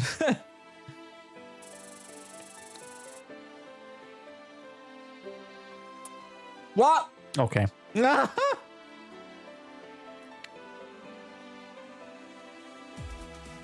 Well. Another performance report. Spark, how much should I actually care about these? Well, the hospital is evaluating you, Perry. Well, these metrics are tuned for cyberdocs, like Dr. Larson, not you. Don't worry too much about him. In case you were curious, though, let me quickly summarize for you. Scores are earned as you treat certain injuries during the OP. They're like base points. Tech, on the other hand, is a measure of your skill, technique, you see. Think of tech as bonus points you can earn for doing well, or lose for messing up. Time points come from leftover time. The faster you are, the better. Finally, you get points for following directives. Simple, right? I guess I'm not doing that badly then. Especially since you're being compared to a cyberdoc. Good job, Perry. Awesome, great job, Perry. You're a natural. Maybe you should have become a cybernetics technician too. That wasn't so bad, actually. I'm glad we were able to treat the patient. Figured out the tech stuff quickly, Dr. Maddock. Not bad. Oh, that's Dr. Larson paging me. I hope his arms didn't break down again. Y'all just stay here and make small talk, okay? I'll go deal with it. Good luck, Spark. Oh! Shark. Well, I'm glad Spark wasn't just hyping you up, Maddock. It looks like you've actually got some decent skills. Thanks. Things are starting to come back to me, I guess. Keep this up and you might actually pass your evaluation. Paging all doctors on call. New trauma patient admitted. Class B cyberdoc or greater is required. Report and head to triage. Repeat. Class B cyberdoc or greater is required. Dr. Maddock, I'll be frank with you. I appreciate what you're doing with what you currently are, but... Look, if you're gonna stay this way, I wouldn't get your hopes up. I don't follow. What do you mean? You're actually relying on your natural abilities, I've realized. Admirable, but it won't end well. I'm sorry, Nurse Brooke. I still don't think I understand. You've got no surgical netics, nothing other than that eye, right? It's just me and this eye, yeah, but is that such a big deal? Is it a big deal? How long have you been living under a rock? Every nurse and doctor nowadays is kitted out with at least something more. Well, every nurse or doctor people consider worthwhile. People really expect for us to have cybernetics? Aren't you paying attention to that patient we saved? He didn't give a rat's ass about us, did he? All he saw was a badger with cybernetic arms who didn't operate on him. How dare the rest of us touch him? So shouldn't you have more cybernetics? Frankly, I'm dumbfounded that you don't. Why don't you? I'm not putting another machine inside of me, not after what happened. I just don't prefer having them. That's it? You just don't prefer having them? Well, yeah, I can do fine without them, right? They're not that essential, are they? Wouldn't you be able to save more patients that way instead of just relying on yourself? Maybe? I suppose I haven't really thought about that. I guess I'm not sure. Everyone else would feel more comfortable around you if you had more parts too. I can guarantee you that. I don't know what to say. I just want to help people out. I didn't realize... I see. Dr. Maddock, I forget I said anything, okay? This was rude of me, sorry. Who cares what other people think? As long as you're doing your best to help people, right? For what it's worth, I think you've been doing alright so far. So, try to keep it up, okay? Alright, Nurse Sharp, thanks. Well, she's not the sharpest around, apparently. How does this have so much content in the demo? Will they won't have a game available to buy if they keep giving me episodes in the demo. What the fuck? The problem is they're getting me hooked. They get me hooked on a game. I like it, but I hate it. Dr. Maddock's evaluation, day 3 of 7. Just be sure to gently massage your leg twice a day and you'll be just fine. I've asked other patients to do the same in the past and it worked every time, so you can trust that it'll work, promise. I'll do that then, doctor, thanks. That's another patient helped. I think I'm finally starting to feel like my old self. Just to be sure, this won't affect my implant, right? The one that helps my bad bone marrow? Oh, right, your cybernetic implant. It's in your leg, isn't it? I didn't have to even get close to it during your surgery, but... Well, it should be fine as far as I know. I mean, I wouldn't think there'd be a problem, but... sorry, I'm actually not quite sure. I'll refer you to a more knowledgeable specialist just to be safe. Alright then, thank you, Dr. Maddock. I'm glad you were able to help me. Cheers. Well, someone that isn't an asshole. That didn't go well. I had no idea how to post-OP care would be affected by their implants. Do all the other doctors nowadays just know the cybernetic stuff? So much for feeling like my old self. Now, if I want to make sure I didn't make a mistake with that patient, I better find Spark and ask him. The demo's supposedly 15%? What? Mr. Spark, may I have your attention? I should probably pull Perry into more operations. I really need to catch them up on cybernetics. Ahem, Mr. Spark, corporate time is burning. Hello? Oh, I didn't see you there. Excuse me. Yes, indeed, that's me. What you got there? It's the part you ordered. Your Cobalt Meditech Super 64 chip. Oh, 64. Woohoo! I don't know why I turned to Mario there. Perfect for any of our athletic ability enhancer implants. Great, I can take it in here. I'll sign that too. Gimme, gimme. Very good, and I also get your client signature as well. That shouldn't be necessary. Check your form again. Begging your pardon, but we always require the implantee's direct signature before releasing any parts. Check subsection AK-VO. I wasn't kidding. Go on, check it already. Out of respect, I'll humor you, but allow me to reiterate. I will need the client signature. The signature is not required, but this is a company internal field. How did you... Oh, glad we resolved that. Thanks for your time, bud. I'll be seeing you. Bye-bye. Cinema. Yeesh. Spark. Hey, Spark, what the heck, dude? Oh, Perry, I was wondering where you were. What's up? What the heck? What? Hello, Cobalt Meditech? Didn't you quit working for them a year ago? What were you doing talking with that guy? Oh, them? Oh, I see. It was just a part delivery, that's all. A patient's in need of a replacement chip for the implant. It's a Super 64. See? Oh, part delivery. I guess that makes sense. Wasn't that guy like a courier? He hadn't delivered something to you, didn't he? Isn't that pretty special? He did, but what can I say? I guess I still know a few tricks from when I used to work there. Didn't realize you still had ties with them. I hate them as much as you do, Perry, especially after what happened with your eye, but it's not like I have much of a choice here. Nearly everyone's parts are still Cobalt Meditech. That much hasn't changed. The parts, the medical tools, the devices we have to use, they're almost all still Cobalt. All Cobalt? But what about the competition? Wasn't Cobalt's breakthrough a while ago by now, the energy storage tech? The Carolean Cobalt process, the energy storage tech that allowed for all of these... Okay, I need to go back. Oh! Yeah, you remember correctly. That must have been a few years by now. The competition just hasn't had time to catch up. Turtle Dove, Panthera, even Ecdysis, they're miles behind. It escaped. There's a log. Transcript. The energy storage that allowed for these cybernetics to be invented. Yeah, okay. Cobalt's kept making other new things too. Synth-rolling cybernetics for one, that's what they named the tech they tested in your eye. Perry, did you know that they invented nanites too? And they're still the sole supplier. Is that a problem? You don't think it isn't? Perry, we're totally dependent on them. See, after they used nanites to cure that one kid's cross-eyedness, everyone swapped over from stabilizer to nanites. Nanites are everywhere now. But watch Cobalt jack up the price of nanites one day. They totally screw everyone over. The only reason they haven't already is because dead patients can't spend money. I didn't realize things became so commercialized. Cobalt Meditech made tech that can help people. Tech like cybernetics and nanites. Even the eye I tested for them. It was supposed to help people. And yet... sorry, Perry. I kind of went on a bit of a rant on you, didn't I? That's fine, Spark. I guess I've been out of the loop longer than I thought. Anyway, what did you get from that Cobalt guy again? A part of some sort? Alright, the part. Yeah, take a look at this. I managed to snag a Super 64 chip. Means we can go ahead and fix our patient. We're actually going to use it in your next procedure. Exciting, isn't it? 4.44 gigahertz, 16 cores, 16 gigs of memory. ACP, I don't know what that is. TDP, yeah, that's fine. Life 10 years plus. This device is only to be used in genuine and compatible KBMT hardware. I didn't notice you on my schedule. It's another patient with cybernetics then? Yep, it'll be your second one, but you'll do just fine. There's just one thing I need to do with the chip, but afterwards we're good to start the procedure. Oh, that quickly? Sure, I guess. I'll follow up on a patient with you afterwards too then. Great, sounds good. Go get Brooke then. I'll meet you at the conference. Uh-oh, he's hacking the part. Hypertension due to malfunctioning hybrid synthetic kidney. Left kidney, average consumed power. That could be, yeah. Left kidney requires replacement microchip. Alright, I got the procedures details pulled up here. You good for this, Dr. Maddock? If it's anything like the other operation you two walked me through, it should be good. Perry will be fine, as always. Come on, Brooke, give him the deets already. Oh.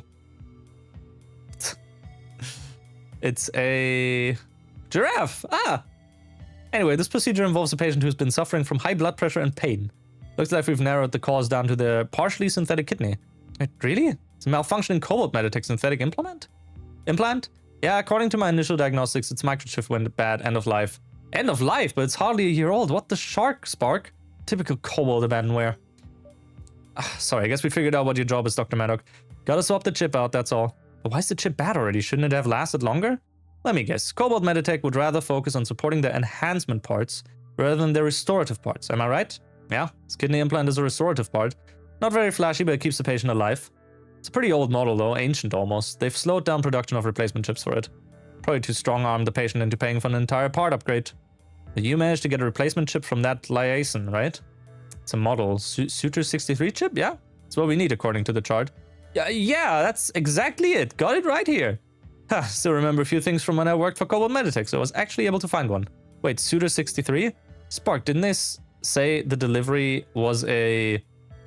Oh, shoot, wasn't it a Super 64? Don't worry about it, Perry. I got the techie stuff covered. I'll be able to help them. It's just up to you to cover the doctory stuff. Oh, well, of course, my bad. Now I think about it, it's definitely the right part, definitely. Speaking of which, the electronics in the kidney implant are a bit more advanced than last time. Don't you worry, that's why you've got me coming along again. Aren't you excited? So he's still testing shit on people. Keep it professional, Spark. But yes, Spark's gotta make use of his cybernetic technician title somehow. He'll be guiding you again today, Dr. Maddock. Your words cut me ever so deeply, Brooke. But yeah, the old chip isn't totally busted yet, but we do have a new chip. The sooner we make the swap, the better. As for the formal objective, it's as follows. Replace the Foldy kidney chip with a new one. All I've got to do is follow Spark's instructions. Spark, what do you mean when you said the kidney implant is more advanced? Oh, I didn't really want to think about it, but I'm going to have to help you configure it this time. Oh. Not that I have a problem with helping you, Perry. That's not it at all. It's just the device I'm supposed to use. It's always really slow, and it always makes me type in a billion passwords. Don't be a problem. I'm not really looking forward to it.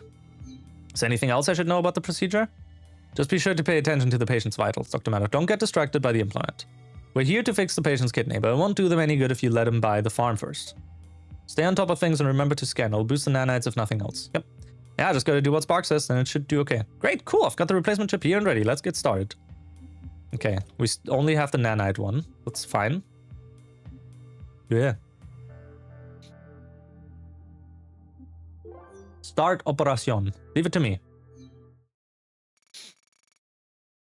Still nothing new there, but that's fine. Okay, let's see. Giraffe! The patient's vitals have plunged. Things must be worse than we thought. Spark, grab the pack of nails we stowed. Nanites will be too slow. Ooh. It's a small canister containing a concentrated blend of nanites and medicine. Okay. Oh. Okay. It worked. Vitals have recovered. Good going. Oh, game is still set to Foldy? Oh, shit. Has been for an hour. Thank you. What's the game called? Fuck, I forgot the game name again. Cutting Edge. Shit. I mean, it's all one big recording, so, you know. Wow, it's way faster than normal. Nanites. Why don't we use these all the time? Money. Nails are expensive, so we only get a limited supply per operation. But if you need to use them, then use them. They can really get you out of a tight spot. Anyway. Fuck. No! Can I restart this? Fuck it hell. I need an apple as well. It's because I'm not eating my apples, and I'm failing this. Okay. Okay. There we go. Look, Perry, there's the kidney we need. Yes, Spark, and it's exactly where we expect it to be. Shocking. But darn, the condition of the kidney is kind of low, isn't it? Just 400? The operation will end in failure. Ooh! Con will be restored once we complete the repairs, but that'll take us a while. Continuing with con this low will be risky, but no worries. Nails can help here too. Can administer another nail to restore some of the parts conned. Okay. Good, just like that. The last nail's in the driver tray for whenever you need it. By the way, Perry, you know how scanning shows you the nanites boost target? Yeah, when I use my scanner, I can see when nanites will be extra strong. What about it? And nanites boost only applies to syringe nanites. It won't affect nails. Oh, I see. Don't have to worry about aiming nails at the target. Yep, you've got it exactly right. The boost is only for organics. Okay. Anyway, Dr. Maddox, Spark's gonna connect to the kidney and start his techie stuff. In the meanwhile, you're good to unscrew. Okay. Right, here oh, right. I have to deal with this thing. Yeah, Perry, this is KBMT's standard firmware update, and it's as slow as a sloth. We're supposed to use it to connect to the kidney, but man, do I really have to? I know you don't like it, Spark, but just do your job. Oh, fine, I'll do it. Perry working on those screws. No, this thing is so slow. Why do I have to use this crappy tech piece of junk? It's standard equipment, Spark. It's what you're supposed to use. Yeah, but doesn't mean I have to like it. Covers off, Spark. Is the updated thing ready yet? Oh, come on! This patient is literally dying, but I have to authenticate again? Screw this thing. Perry, you're gonna do this my way. Oh boy, here we go again. I'm so excited. This will be way better. Perry, say hello to the streamlined logic editing device. The sled is way better than that other device. I know, because I made it. What's this? I mean, it looks like something you'd make, Spark, but is it safe? It's been safe so far, but it's also not exactly approved hardware. Still, the sled's often better for the patient. Let's red tape this way. See, Brooke's okay with it. But anyway, let's diagnose this chip. First, you need to know how to hardwire the sled into stuff. That's what the probe is for. Okay. Hold the probe in place for you, Dr. Matt. You can let it go. I can just leave the probe there? I'll hope. Yeah, it'll stay there until you grab it again, even if you need to swap to another tool. Okay, it's loading. It's working. I didn't even have to type in a single password. Need to diagnose the chip. Right. It loaded. What's this? This seems kind of complicated. I need to look like I know what I'm doing, especially in front of Noisebrook. Okay, Perry, now I should teach you how to... Actually, Spark, I remember reading about this, so I can handle this step myself. You read about this? Huh? I'm using a custom protocol. It shouldn't be possible. Well, I guess I'm not the surgeon. Nice job, Perry. You did it? See? Nothing to it. Thanks. Uh-huh. Bye, Watson. Thank you for dropping by and chilling. Uh-huh. Marvelous. Anyway, the diagnosis is complete. The chip's busted, all right? Gotta replace it. Brooke, are we good to proceed? Yep. But be cautious, Dr. Maddox. This device directly affects the patient's renin-angiotensin system, so taking it offline will adversely affect the patient's blood pressure. I'll assume you understand what she said, Perry. The patient will start bleeding, Spark. Ready to disable. Hit the button. Hemorrhaging already? The blood's gonna damage the electronics. I should clear it. Better hurry. I can see 4 points on the chip you need to desolder too. Oh. Wait, that one. That's too much. That's too much. No! I'm stupid. I have to do this and then I have to do this.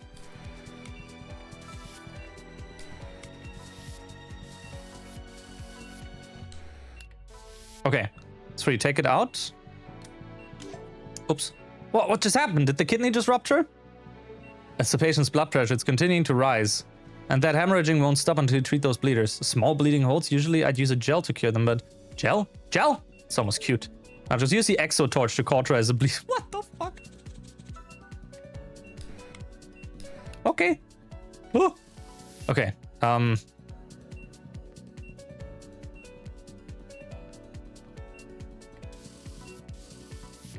Okay. Time for the replacement chip. Okay. Solder.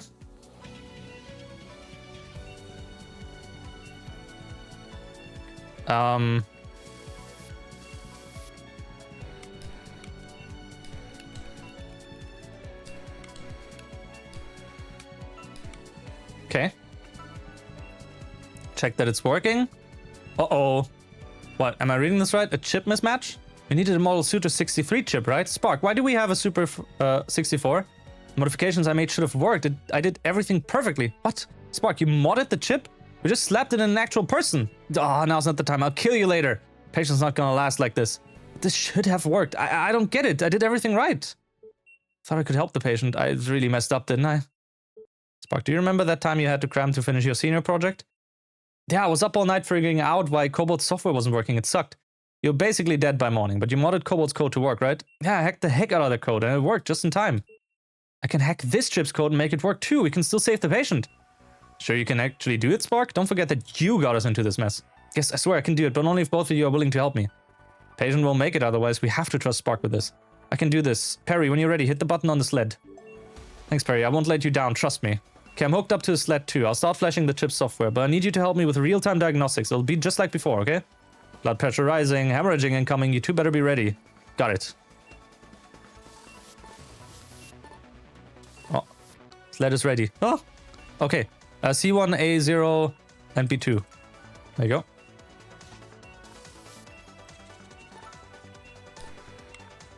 B4, A1, C2.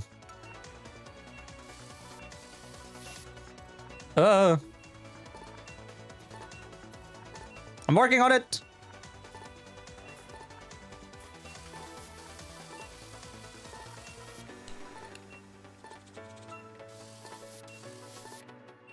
D7, A8, C5.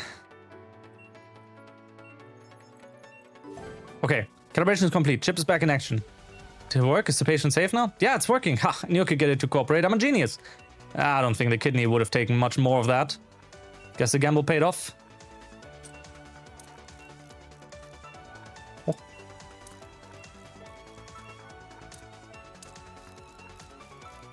Cool. Okay, fine. Time to close him up. Yeah. Hopefully that chip will last for a long time. Oh, don't worry. I made sure it will. Can it, Spark? I still have to kill you. Uh-oh. Uh-oh. Experimental new chip that should last 400 years. Oh. No. Oh. Oh, another like thing unlocked. Nice save, Dr. Maddock. Impressive, I might even say.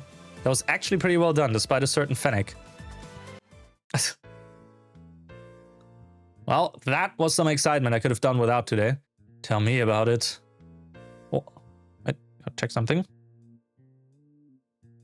Oh, that's fine. Okay. Spark, you've got about 3 seconds, pal. Huh? What did I do? What did I do? What do you mean, what did I do? Don't play dumb with me. Your chip. What in the world are you doing?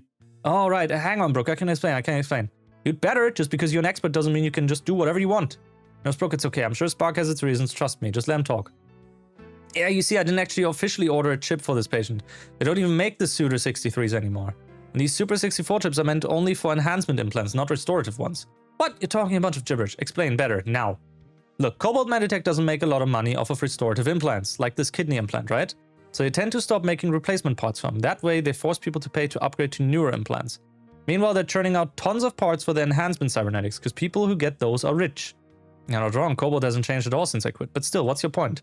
Wait, Brooke used to work for Cobalt Meditech too? You see, the Suitor 63 and Super 64 actually aren't all that different. Seeing how we've got people actively dying over here, screw it, I figured I'd just, you know, snatch a chip or two. Totally for a client with a sports enhancer adrenal gland. At least that's what I made the paperwork say. It was really easy to change the paperwork, by the way. Like, really easy. Almost as easy as it was for me to repurpose a chip. All I had to do was bend one little pin. And then boom, we've got a perfectly functional refurbished chip to fix the synthetic kidney. Or at least that's what it was supposed to be. They must have changed the chip protocol on me. But either way, we got it to work, right? This patient will be fine now, just like all the other people I did this for too. Other people? Spark, how long have you been doing this for? For a few months or so, but only every now and then. I'm only doing this to help people out, Brooke, you believe me, right? You know how I feel about corpse like Cobalt, Turtle Dove, and whatever? How's it fair that people who aren't as well off get screwed over? Just trying to make things right, just by a little, that's all. Spark, why didn't you just tell me all about all this? Ah, jeez. Look, you have to understand, I couldn't involve you, Brooke. I just couldn't. Because if I got in trouble, you'd get dragged into it too. And I couldn't let that happen. Not again, not after I... Sorry, Brooke. If you're gonna rip into me, I understand. I deserve every bit of it. But please keep Perry out of it. None of it was their fault. It's all mine. The only thing I'm mad about, Spark, is that you didn't tell me sooner. Spark, you know there's a reason why you're not supposed to do stuff like this. This hardware cannot screw it up. If it does, someone will die. But still, with Dr. Maddock's help, you really helped out this patient. It's, in a way, only you could have. I bet any other cybernetics technician would have just ordered a whole entire replacement. No amount of cybernetics could have come up with your chip idea. But because of your idea, the patient won't need that. Got a working kidney again, right now. That's why I think you're okay, Spark. You don't rely on machines, just a brain between your two giant ears. Don't be an idiot. You shouldn't do this alone. That's why I'm upset. You were lucky Dr. Maddock was there to cover your tail. Let us know next time, alright? We want to help out our patients as much as you do. Thanks, we'll do, Brooke. Good job adapting, by the way, Maddock. You really bailed Spark out. Don't think any cyberdoc could have been that flexible. Keep it up. Thanks. So even Spark isn't as perfect as I thought. Maybe I'm doing an okay job after all. Cool. There's another mission? What the hell? Ah, okay, there's 2 more. Oh, and we're not getting to the evaluation yet. Well, let me real quick turn on my AC, because it's getting very warm. Yeah, that's why I said, like, we have, we love the mystery trauma center gel. It's ground up, ibuprofen, like liquefied ibuprofen.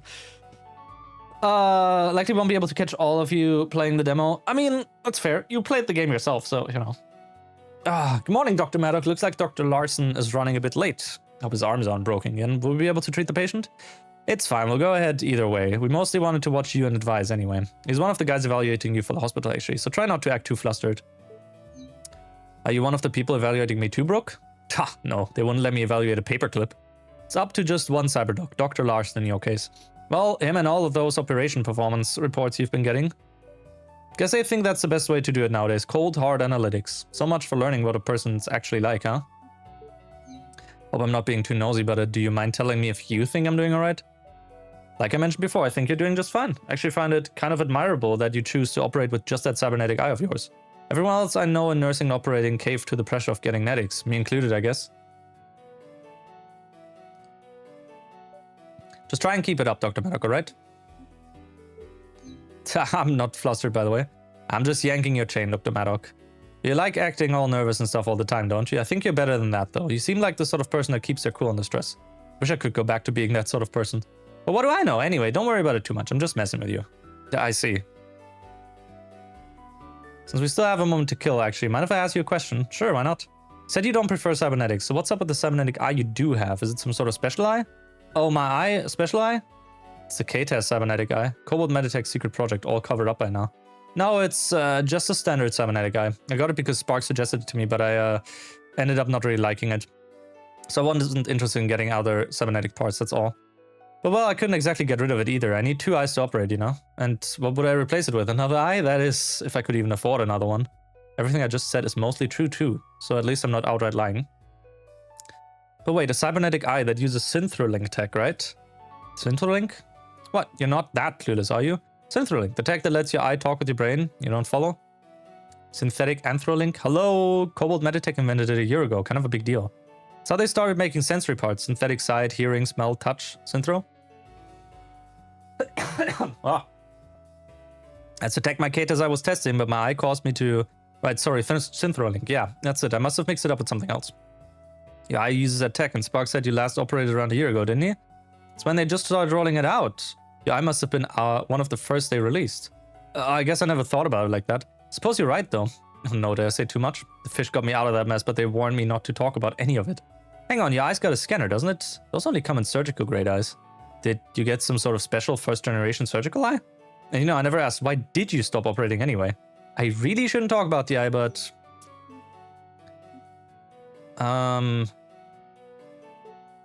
Brooke did believe in me during my first operation here, right? Still, though, it's been hard not being able to talk about things with anyone other than Spark. The eye glitching out, that voice I heard when I made those cuts and having to quit helping people. Still, though... Well, yeah, my eye's surgical grade, but like I said, it's just an older model, nothing special about it. I came down with really bad headaches after getting it, maybe because it was one of the earliest cybernetic eyes before they worked out the kinks. Didn't want to risk any of my patients, so that's why I stopped operating. I think I'm better now, though. So that's so, what model is it anyway? She's really insistent, but Brooke has seemed alright so far. Something tells me she's not gonna back down, but what should I tell her? Say it's the K-Taz or say it's a K-Taz? Fuck it, we'll be honest.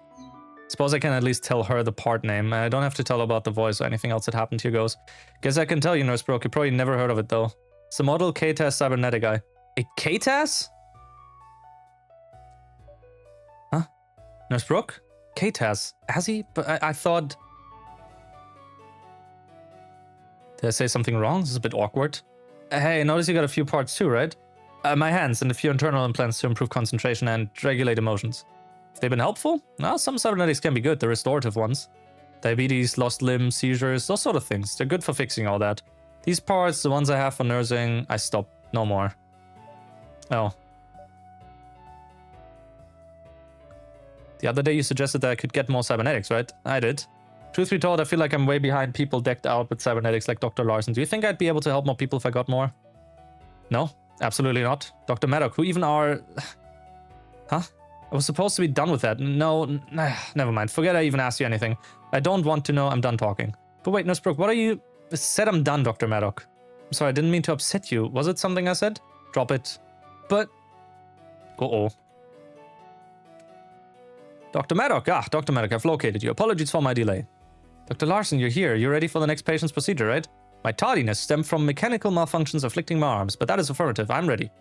Your arms again? Are they going to work? Technician Spark resolved the issue. Thank you for waiting for me. Let us proceed. But wait a minute. Dr. Maddock, can it? Got a patient to worry about now. Let's go. All right. Uh-oh. Yeah, she knows something. White-tailed deer. Malignant tumors in the stomach require removal. All must be treated to prevent second metastasization. Have we achieved quorum? Good. We will all be working together. I will commence this conference. We've admitted a tumor patient, Mena Dorothy, white-tailed deer. She previously contracted malignant tumors, which have since metastasized. But how? I thought we already figured out how to properly treat tumors ages ago? Nurse Sharp? Huh? Oh, the chart. Metastasized? Not sure. The chart says Miss Dorothy underwent surgery a year ago. They didn't report any problems. The surgeon should have removed all of the tumors. Likely due to surgeon's lack of cybernetics, as the procedure happened prior to mass advanced cybernetic availability. Inferior surgeon capability would then result in missed tumors or pieces breaking off. This seems logical. Inferior surgeon? Do surgeons really depend on cybernetics so much nowadays? Cybernetics are frequently the superior choice for providing patients with the most optimal care, Dr. Maddock. Continuing, a relapse has occurred. Multiple tumors are present in the patient's ruminant stomach and all require extraction. To ensure a second relapse does not occur, this operation calls for a Class B Cyberdoc. I've been tasked for this, as I hold Class A. However, based on your recent performance, Dr. Maddock, you have been authorized to lead this procedure instead. Wait, me as lead? After what you just said about the patient's previous surgeon? I'm no Cyberdoc, and didn't the last surgeon lack cybernetics too? It is illogical, I agree, and I'm not enthused about assigning a doctor lacking cybernetics to this task. But the evaluation asserted that you should handle this operation, Dr. Maddock. Consider it another test. Wait, what? I must have misheard. You're gonna let Maddock lead? That is correct. They're letting me take on a Class B task even though I'm not any sort of Cyberdoc? Huh, maybe I am that good after all. Wow, okay then, if you think I can handle it, then I'll give it a go. Oh wait, the chart calls for a Class B Cyberdoc. You can't do this. Maddock isn't qualified. All Maddock has is that eye, and with such a short track record, this is an unnecessary risk. Nurse Brooke. I agree that this is suboptimal, but the situation has already been evaluated and the choice made, Nurse Sharp. Dr. Maddock will lead. There is no argument. Hey, Yuki. Fine, whatever. Was it something I said? Maddock, since you probably glossed over it, I'll point out again that our patient is a white-tailed deer. Don't embarrass us by mixing up your stomach terminology. Anyway, the objective of Miss Dorothy's operation is to remove every single tumor. Can at least do that, right? Oh, well, I've removed tumors a long time ago, but back then we used a certain procedure. Post something? It's not still the same, is it? I knew this was a bad idea. Not to worry, Dr. Maddock. Latest method remains very similar. I will bring you up to date with an efficient live walkthrough, but enough talk. Let us begin. Enough talk. Have at you. What do I have? Force injected. Ooh. Right. Less capacity on the syringe. Tweaking the nanite solution's concentration results in increased effectiveness with no downsides. This one's a simple one. I took advantage of manufacturing tolerances by maxing out everything I could. The best part, no downsides. Syringe embedded device speeds up the delivery of nanites, though the machinery demands substantial space and doesn't work on any other fluid. Less capacity, but more efficient, I guess. Let's go for that one. All right, then, leave it to me. Nothing beats a jet to a holiday or something like that. Fair. Okay. Dr. Maddock, the entry incision. Yep, we are in.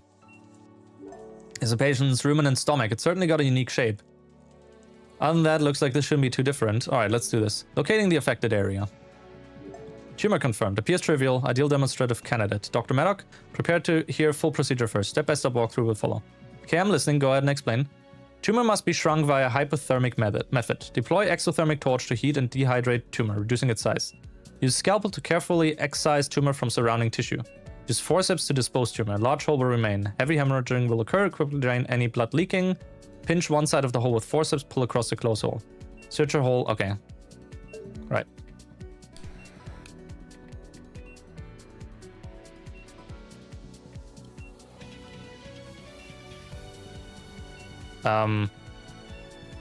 Pinch side. Ah!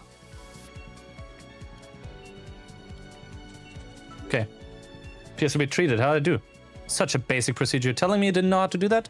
Nurse Sharp, this is unlike you. Remain professional. Looks fine to me. Don't relax, though. The report indicates more tumors. Tremors! Additional tumors confirmed. Hemorrhaging present, but otherwise appears placid. Oh.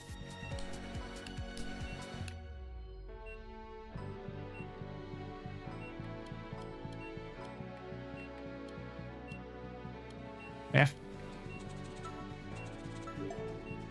Done. Easy. Did this really require a Class B Cyberdoc? That's what the chart said. It must be for a reason. What tremors? What the? Additional tumors confirmed. Severely ruinous. Situation critical. It's a lot of, can I even... Dr. Maddock, advise you stand aside. I want to address problem. Should get out of Dr. Larson's way. Besides, the report said we should look for more tumors in the omasum. Okay, then let's look elsewhere. More of them as expected. We should wait for Dr. Larson. Just wait? But hang on, couldn't I handle this, Nurse Brooke? I don't know, can you? Just remember to use the torch to cauterize those bleeders before they make a mess.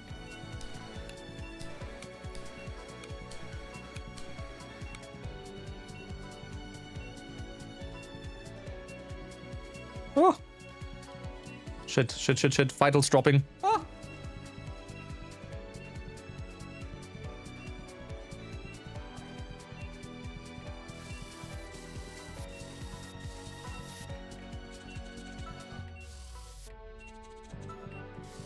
Fuck.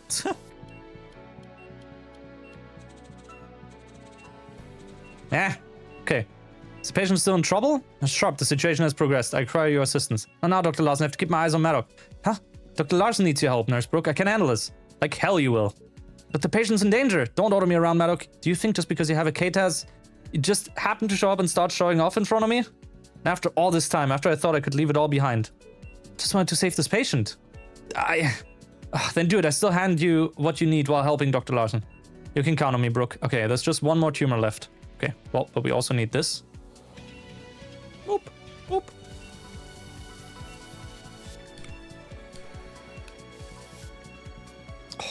move away. Okay. Jeez, what was that with that tumor? There was so much hemorrhaging. I wasn't able to treat it. I've still got it, I guess. Looks like the others are still busy. Maybe I should go help. But this last tumor, something wasn't right. Did I miss something? Maybe I should try my eye scanner. Nothing, but that can't be right. I'll try the scanner one more time. Still nothing. The scanner didn't find anything. But no, there was definitely something off about that tumor. No, I'm right about this, even if the eye doesn't think so. I put a marker where the last tumor was. Oh, wait, this one. Oh, I knew it. It's another tumor hidden beneath the last one. So I was right after all.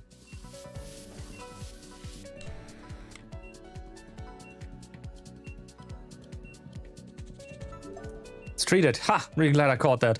What if there's one in the other area too? Nurse Brooke, Dr. Larson. Did Dr. Larson treat everything here already? No concern is necessary. Patient survival assured. Contingent on Dr. Maddock. Looks like they did it.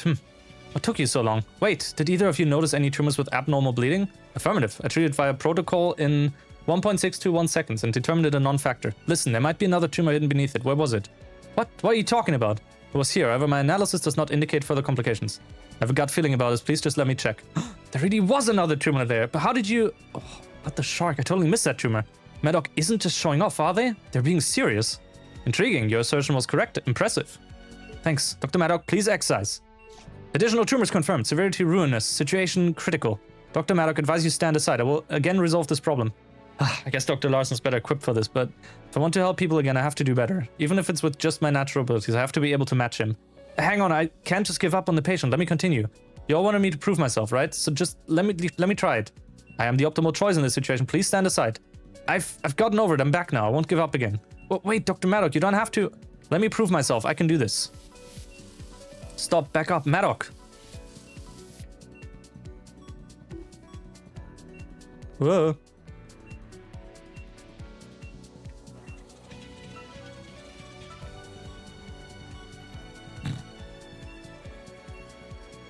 No!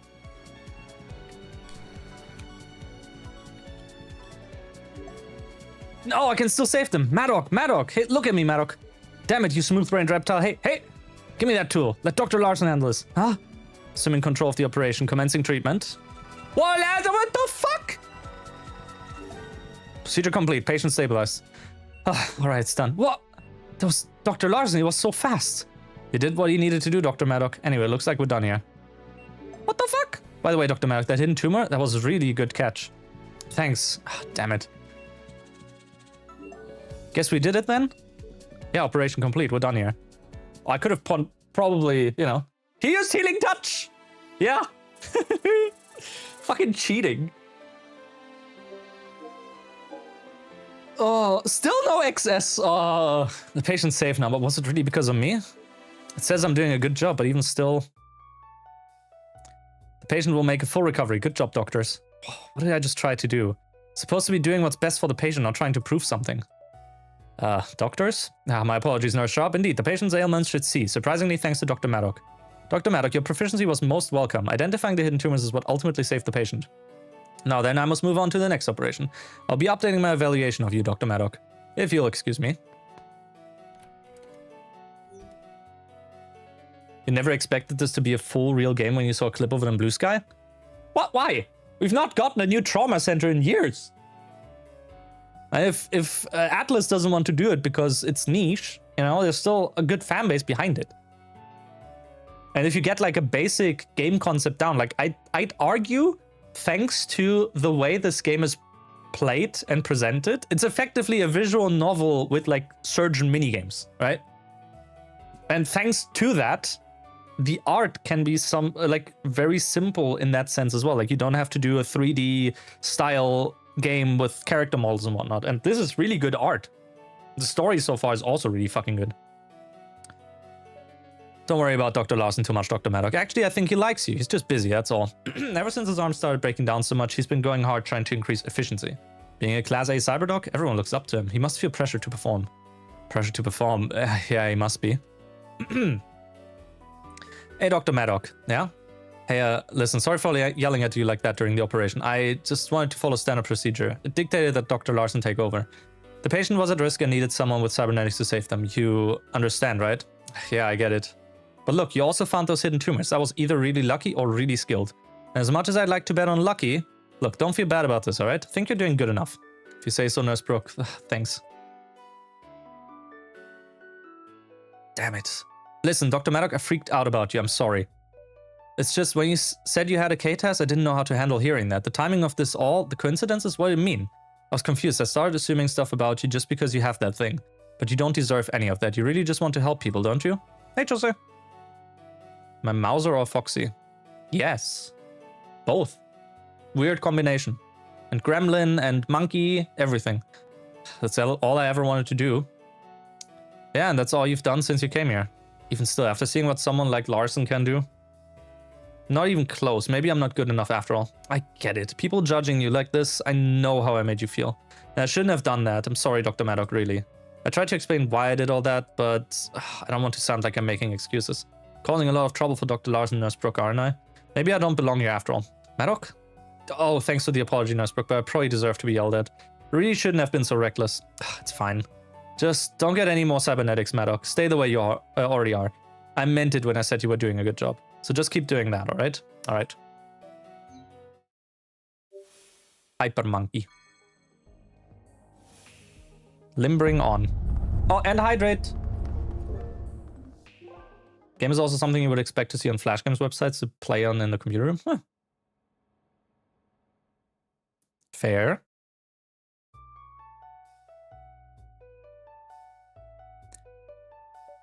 Alright, Perry, why you look so confused? We can't have you doing a special operation like this. I still don't get why Dr. Larson asked for me specifically. Surely one of the other cyberdocs would be better.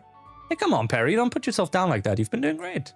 I don't know, Dr. Larson really saved my tail in that tumor operation. Without a bunch of cybernetics like his, maybe I am out of my league. What? Nonsense. Remember that guy from the first night? If it weren't for you, he'd be a goner. But because of you, he's still alive. So alive, in fact, that he sicked that fish investigation on us. I suppose. Oh, come on, Perry. Give yourself more credit. Weren't you starting to feel better? What happened? I guess I'm just scared of messing up again. Scared I'm not good enough anymore, you know? You know, I hate seeing you like this, Perry. This isn't right. You don't deserve this. So, you've got to get over this. Get back to your old self. You will. I know you can. I've been trying, Spark, really. But even then, it's not like I can just flip a switch and go back to how I felt before. I don't know. Maybe you can, Perry. But if you don't think you can do it for yourself, how about doing it for your patients? I appreciate the encouragement, Spark, but I don't think it's a good idea to... But wait, then if not for them and not for yourself, Perry, you'd get back to your old self for your old pal Spark, right? I've got to try going back for... Anyway, like I said, don't put yourself down too much, Perry. I think you've been doing great. Dr. Maddock, Technician Spark. Good, I have located you. Shall we begin the repairs for my arm? Dr. Larson, whew, what great timing. Would you mind getting Perry up to speed? Huh? Repairing your arm? Wait, what's the operation anyway? Dr. Maddock, please recall the increasingly frequent technical malfunctions affecting my cybernetic arms. Its severity has progressed to unsafe levels. Without reliable use of my arms, I'm unable to cure patients. However, Dr. Maddock, I've observed both your standard surgical proficiency and creative problem-solving ability. Your kidney chip improvisation, you intuiting the hidden stomach tumors, all very impressive. Therefore, Dr. Maddock, for the benefit of our patients, operate on me. Find the cause of my arm's malfunctions and resolve it. You want me to operate on your cybernetics? On you, Dr. Larson? No, I can't. There's no way I'd know what to do. And besides, shouldn't Spark be the one to fix your arms? I've been doing what I can, but there's only so much someone even as good as me can do as a technician. The issue has to be somewhere deeper inside, past the point that repairs become surgery. Luckily for us, we've got a pretty good surgeon standing right here, don't we? Can't you get your arms looked at somewhere else by someone more likely to know what they're doing? I determined that to be suboptimal. I've deemed you as the quickest, cheapest, and most likely to succeed option. Sorry, Perry, I sorta already suggested you to Dr. Larson too. You seemed really motivated at the time. This is also an efficient opportunity to further evaluate your skills, Dr. Maddock. You heard about the kidney chip operation, Dr. Larson? Affirmative. Technician Spark approached and divulged to me his antics. Do not worry. The circumstances that compelled his understandable actions were apparent to me immediately. I appreciate his self-accountability, and given the net good, I'm willing to overlook his breaches in protocol. I'll admit I was relieved when Dr. Larson cut me some slack. I'm pretty sure he could flatten me like a pancake if he wanted to, using just one paw even. Regardless, a solution would not have been possible without your support, Dr. Maddock. Does bro have a fucking thesaurus chip in his head too? That's kind of what I'm thinking as well, the way he talks. I don't know about this. I don't think it's a good idea for me to risk doing this. Dr. Maddock, I acknowledge your hesitation, but this is the most optimal course of action for us all. Help me so I can help our patients. This is what you desire, correct? Well, yeah, at the end of the day, we need to help our patients, but even still, I don't know if... Your resistance is unanticipated, Dr. Maddock. Patients are depending on us. Do you wish to help people? You do wish to help people, correct? Imagine if my arms were inoperable in the previous operation, Dr. Maddock. The patient may have suffered. You correcting my arms is the optimal course of action. Therefore, you are compelled to perform this operation. I don't have much of a choice, do I? Thanks, Perry. You'll do fine. No need to worry. I'll call for Brooke. We'll all be supporting you, right? If it's for the good of our patients, great. Then let's do it. I look forward to your success, Dr. Maddock. He talks too pretentiously, like he's reading something from ChatGPT, making him more verbose. Yeah, it's like, just, you know, to sound smart or something. He's got a smart implant. You don't look so odd, Dr. Maddock. Something the matter? Spark, you're the cybernetics guy. Mind leading a conference? Alright, if it makes you feel better. Well, Perry, our patient this time is Dr. Larson himself, a Class A cyberdoc. Among other things, he's got a pair of Cobalt Meditech Model CRA-01 medical cybernetic arms. Actually a pretty new model, but unfortunately they've also been malfunctioning a ton lately. It's gotten so bad Dr. Larson says he can't operate safely anymore. So he asked us to open his arms, figure out what's wrong, and fix it for good. As a technician, I can't do it. This level of death mandates a surgeon, in case things go south. And the reason he's asked me instead of anyone else is... why again exactly?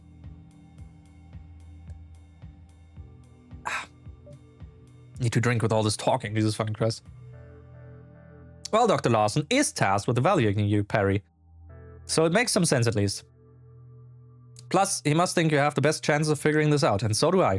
I still don't know what I would even be looking for. Chin up, Maddock. It's not the end of the world if you can't figure it out.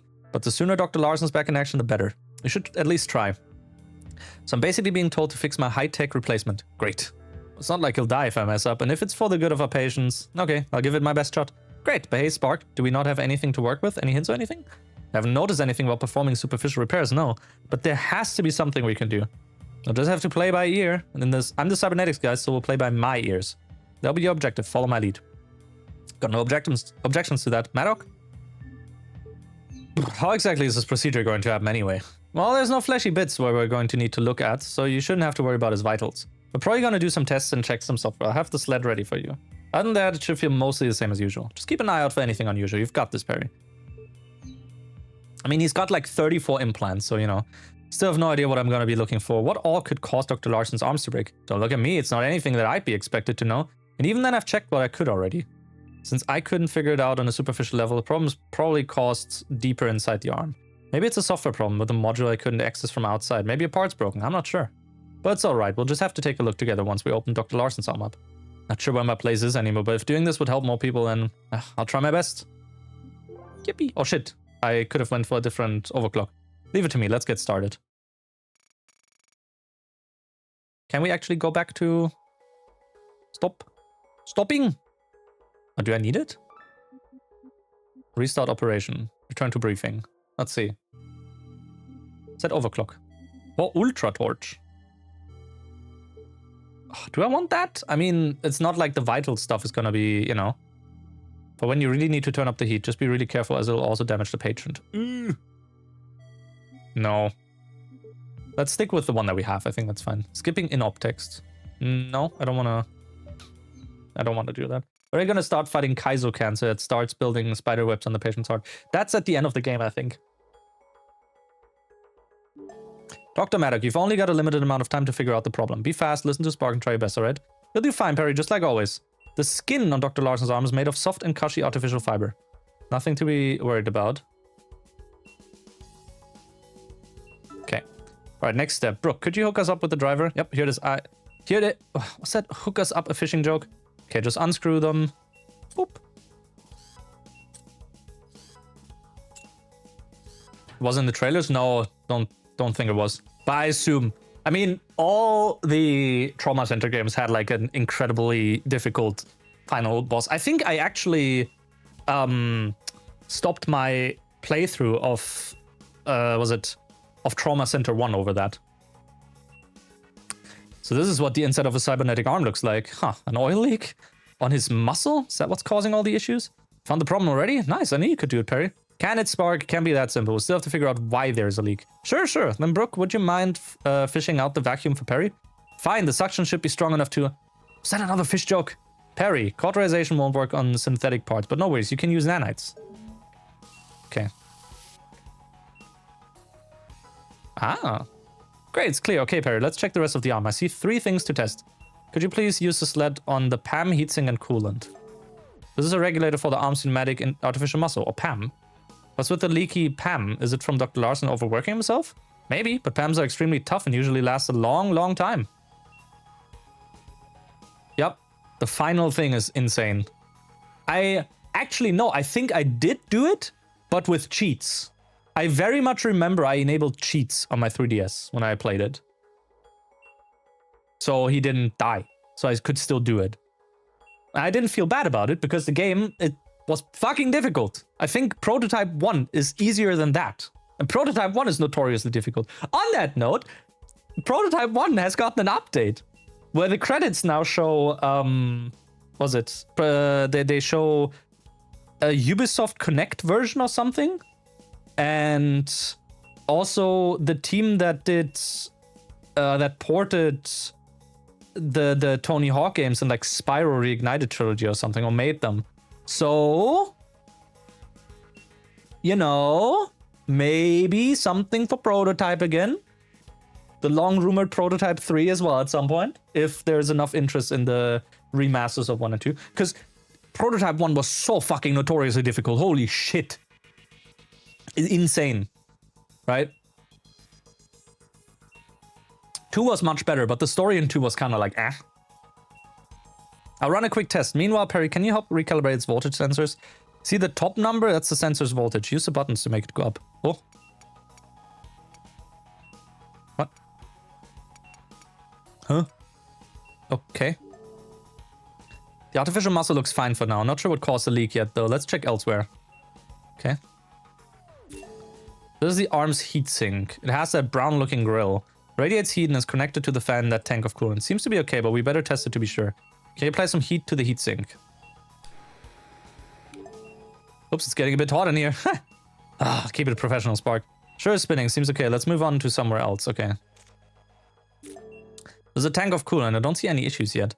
We should probably double check. Perry, do you see the coolant access port? Use a syringe and draw out the... Oh. Oops. Good, just like that. It's a bit difficult to see in the syringe. Just squeeze it onto the tray. That works. Thanks. Brooke, anything look off about that coolant? Why are you asking me, Spark? I don't know. It looks like coolant to me. Just wanted to double check with someone else I think is cool. But yeah, the coolant seems fine. Is that all 3 things to check? Hey, what's going on? Why did the condition just drop? The arm's rupturing, but how? It's made of carbon nanofibers. Maddock, drain the fluids and staunch the... No. Shouldn't eject the coolant. No, I think you're right with that, to be honest. Did that do it? Spark, what's your plan? We found nothing and the arm ain't improving. But Perry fixed the arm and checked all the electronics. That should have been it. Maybe I messed it up somehow. Messed it up, huh? What are you talking about, Perry? I knew this was a bad idea. I don't know anything about the cybernetic stuff. Perry, wait, don't give up. Sorry, Dr. Larson, Uh-oh. Uh-oh. I crashed. An error has occurred. Reboot. License property. Bootec. Reestablishing connection. Hardware malfunction. Recommend termination. Perry, are you okay? Ah, my head. This feeling. Is it happening again? It can't be. No. Didn't I get over it? Haven't I been doing good enough? But wait, no voice? And what's with this message? Death warning? Dr. Maddock, what's going on? Are you unable to continue? I'm okay. Besides, this is just a machine, right? I can't hurt Dr. Larson. Still need to finish this operation. I'm okay, but they're under the fan. Do you two see something? Under the fan? I don't see anything, but it's kind of hard to tell. Can we get underneath the fan, Spark? Looks like we can disassemble it, yeah, but we have to stop the fan from spinning first. Shut off the fan, Spark. I can't. Dr. Larson's arm isn't responding to any of my commands anymore. So much for being a technician. Well, what should Dr. Maddock do now? To get that fan stopped, but how? Can I find a way? Wait a minute. When I heated up the heatsink earlier, the fan started spinning faster. Maybe the fan will stop if I cooled down the heatsink. Oh! What? Whoa, you did it, Perry. Good thinking. That was actually a good idea. It was nothing. Anyway, now it's stopped. Can you help me take this fan off? So the fan uses a flathead slotted screw. Easy. Hey, Brooke, would you kindly net us the appropriate screw head from my bag? If you make one more fishing joke, Spark, I'll kill you. You should be able to use the driver. Okay. I'll hang on this fan stuff. Okay. What in the hell is that? Is it some sort of tumor? But it's not made of flesh. Is it, Spark? Not sure either, YouTube. It's definitely not supposed to be here. Start slicing your tool on it. It's hard as steel. The scalp was totally worthless here. No effect. Maybe it's heat resistant? Try something else. Nanites. Can't prick at it with a syringe. It's too tough. Okay. Suction won't work. Oh! Oh! That seemed to have worked. The driver shredded all of it to pieces. Malfunction cleared. No faults detected. Spark, was that the thing that causing all of these leaks? The arm's overall condition just sharply rose, so I think that was it, yeah? That means you did it, Perry. I knew you could. I'm so proud of you. Keep it in your shorts, Spark. We're not out of the woods yet. Reassemble the fan. Okay.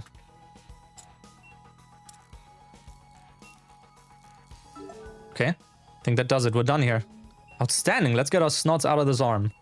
Screw the panel back on. Ooh.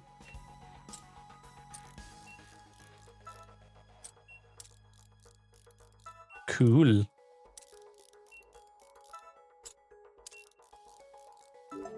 Now to reattach the membrane. Don't worry, it's the same procedure.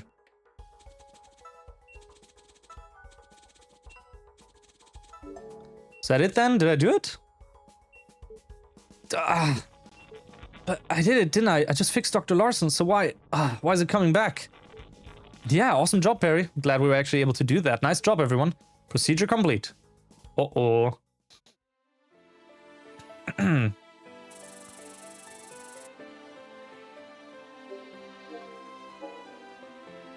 Oh, so close again. I'll admit, Dr. Maddock's quick thinking is what saved us there. Impressive. We had nothing to worry about, Brooke. Perry's always been the best.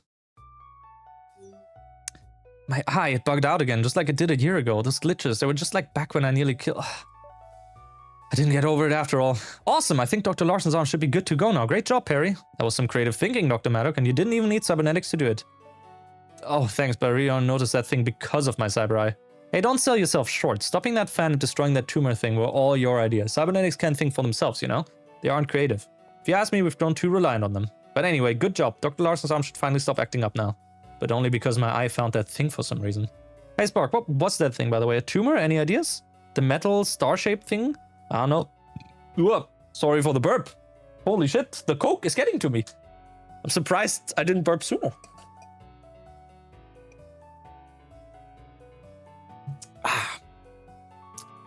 The alternative would be sparkling water.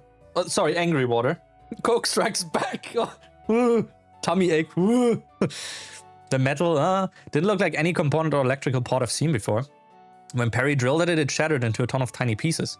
Pretty sure residual nanites will clean things up, but there's nothing left to look at or examine. That's too bad. If getting rid of it fixed Dr. Larson, I guess it doesn't matter.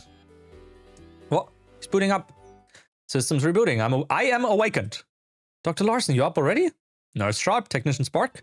Come with me to OR 13, and with haste. We have no time to lose. What? Paging all doctors on call. New trauma patient admitted.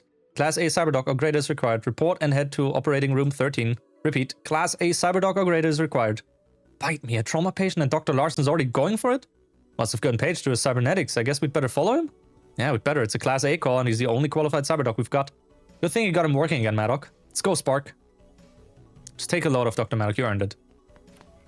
Sorry, Perry. I should go with him too. Hang tight.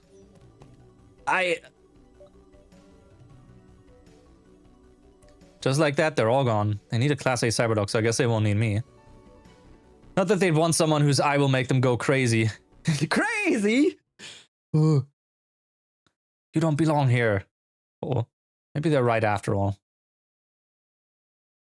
No, don't leave me on a cliffhanger. Like the frog! Ding ding! General Surgeon! The world's changed so much since I made that mistake. Still want to help people. There's just so much I don't know anymore. Even if all of this is just in my head, even if I'm as good as they all say. Oh, the eye. I can't let myself lose control again. If I can't even help myself, then that's it. I'm finished. No way I can help anyone else anymore. System assertion failed. Data synchronization error. Code -3YLOD. Shut up. I don't care about your error messages. I wish I never got this thing. Death warning. Stress detected. Critical mode imminent. More death warnings? What do these even mean? I didn't even have a chance to ask Spark. At least he's still doing alright. Hardware malfunction. Recommend termination. Now what? Hardware malfunction? It said this when I was fixing Dr. Larson, but why am I seeing these again? I'm not operating anything right now. Stress detected? There's a lot of messages. Is it just another glitch? But the eye wasn't wrong earlier. I couldn't have fixed Dr. Larson if it didn't help me. What does it all mean? Does it even mean anything at all? Paging any and all doctors. Backup has been requested. Operating room 13. Code blue. Any available doctor report immediately. Repeat. Backup has been requested. Operating room 13. Isn't that where Spark and the others went? These warnings. Could it be another one of those metal tumor things? Not that it matters. I'm sure Dr. Larson has it covered. Hey, you there. Are you a surgeon? What's going on? It's bad. Dr. Larson's freaking out. They sent me to find help. Are you a surgeon, pal? Am I a surgeon? I don't know. Dang, I better keep looking. If you find anyone, send them to operating room 13 right away, okay? Uh-oh. I'm seeing all these messages at the same time as Dr. Larson's having trouble. Cybernetics can't think for themselves, you know? They aren't that creative. Can't be a coincidence. Code blue, backup has been requested. Just go up there. Can't sit around like this anymore, can I? It doesn't matter if I'm not perfect, right? If I don't do something, there's zero chance at all. If I'm the patient's only hope, I better hurry. Yes! What was that? No! No! The cliffhanger! Oh, the cliffhanger! Demo nearly completed. Consider wishlisting. Thank you for playing. Hope you enjoyed. Yes, this is return to game. So is this the one? No, this is the one. I don't want to play this evaluation without... Oh, that's just a separate thing, I guess. Fucking cliffhanger. Can't do this to me. SSSSB. Relaxed. Oh. More forgiving experience, less demanding. Ailments deal reduced damage and overtime damage is less severe. I like this one more. Just a heads up. But yeah. That is cutting edge. I'm not playing the other one because I want to keep that for full game. Like this is a day one buy for me. You're gone. See, I finished chapter 1. Yep. Oh. No C1. I mean, maybe offline. I'll take a quick break. I still have... The good thing is now I can actually focus on the remaining apple pieces because I had to talk for like 1.5 hours. Don't look at the leaderboards too hard. I mean, when I play this and it gets too difficult, I'll probably switch to relaxed anyway. Anyway, I will leave you with some ads. I'll grab something new to drink and I will be right back and then we'll hop into other games. Or game? I don't know. We'll see.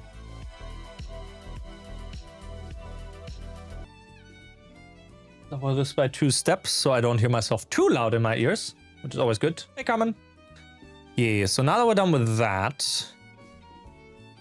guess we can hop in this. And PowerWash. Chat, we're washing some power, I think. Because I have a demo for this as well. Sadly, it's not co-op, which I really don't understand.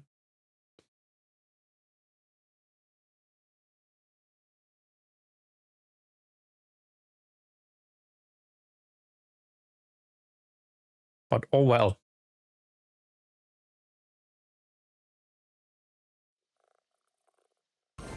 Whoa. Gaming. Also, holy shit. Let me quickly check something. What if I do this? Okay. What if I disable buffering here? It's faster. Okay. I don't know what the idea behind the buffering is, but like I had like half a second delay or something with the capture card. Get the fundamentals down first, probably? Or the country map in the upstairs office. Dot, dot, dot. Holy shit. Cut though. Power washing but harder.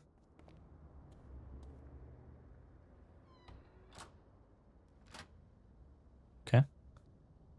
Who were the pacifists? Well, here.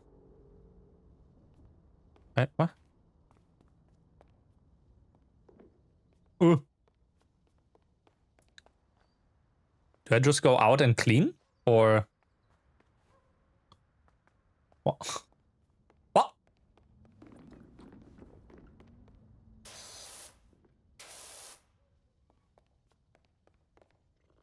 Pet cat. Oh, holy shit. Can pet the cats. Generational. Okay, so... Okay. I am trying to do that. Do I just start washing? Yes. Just capture card in OBS. Great news, you're fully moved in and the removals van needs moved the wash bay. Awaiting your expertise. Don't think the van should pose too much trouble despite you having to sell off most of your equipment. Now we got a bit carried away at the auction, but trust me, there's so much more potential in this place. Oh, and Jess says not to worry about paying for the van hire. In fact, she'll pay you. Oh.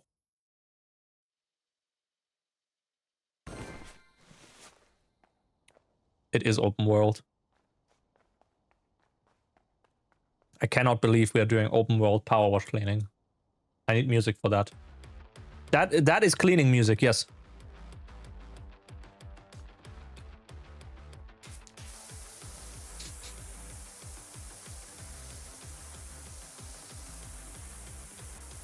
I'm sorry.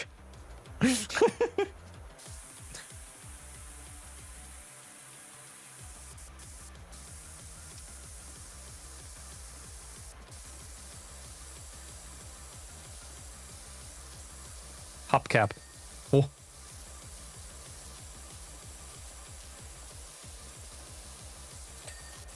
Clean tire. Well, the van rolled in like this.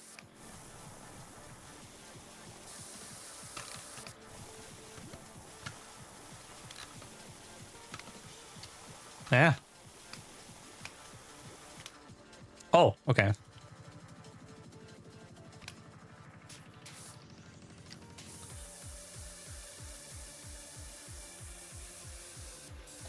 Oh, okay. It's also in the back.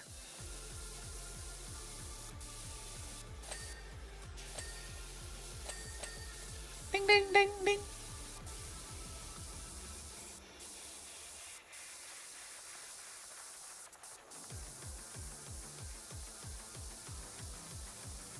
How do you even change the nozzle again? Oh, with the scroll wheel. Okay, makes sense.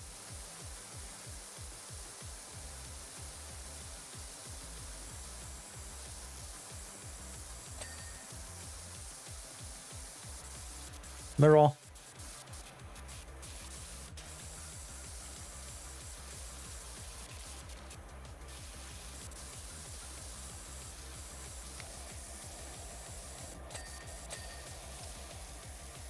Windshield. But you have windshield wipers. Why do I have to do it this way?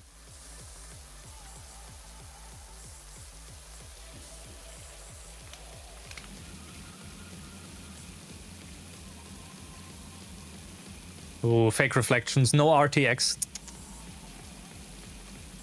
Can't believe this. This game should be banned because it shows a brutal waste of water. But wasting water is cool. Don't do that, actually.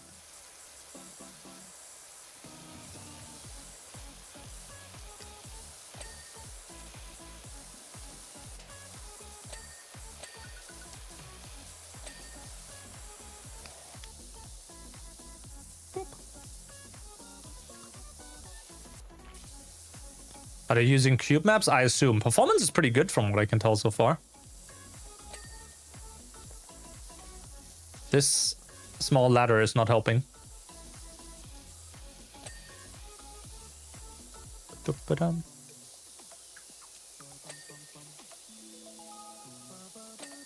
Door handle.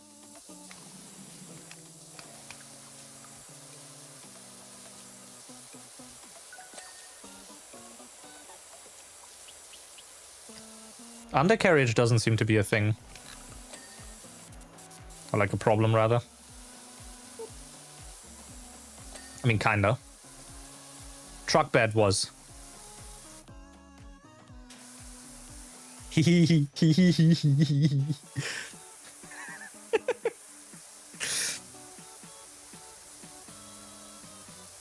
Having a quick nose around your new crib, it's even better, bigger than I remember.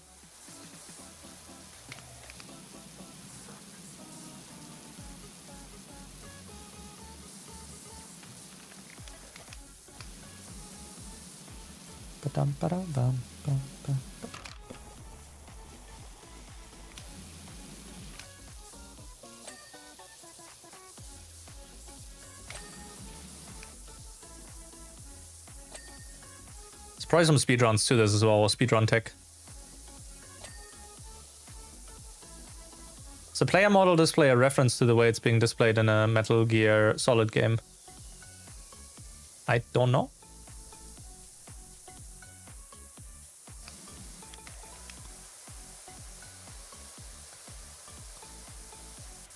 You'd be disappointed if this isn't at least one dick drawing in the end of the still. We still have the other side, don't worry.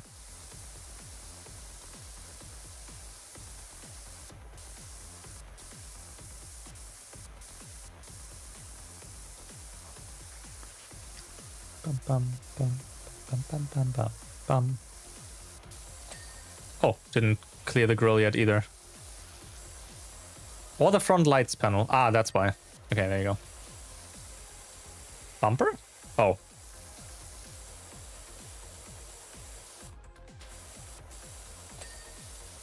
Okay.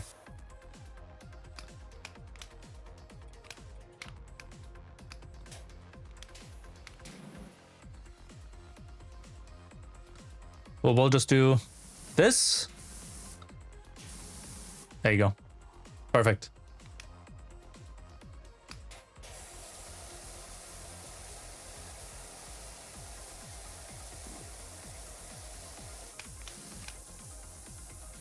Man, this barely cleans anything. Extension. Oh. Dirt highlight. Jesus fucking Christ.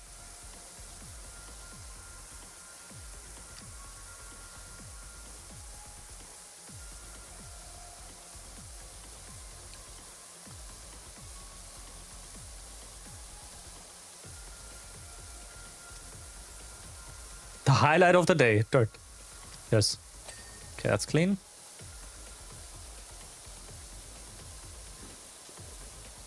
Oh, the door.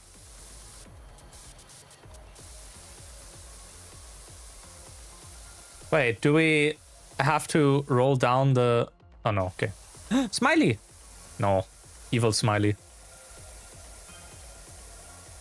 Harper is typing. Oh. Gonna start putting the word out for you everywhere I go. More jobs. You're gonna get jobs coming in from all over. Ooh.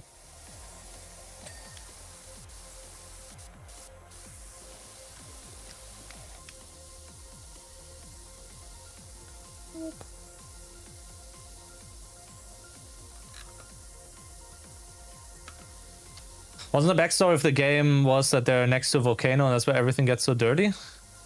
I don't know. Of the second one, you mean? I am not up to date on my PowerWash Simulator 2 lore, actually.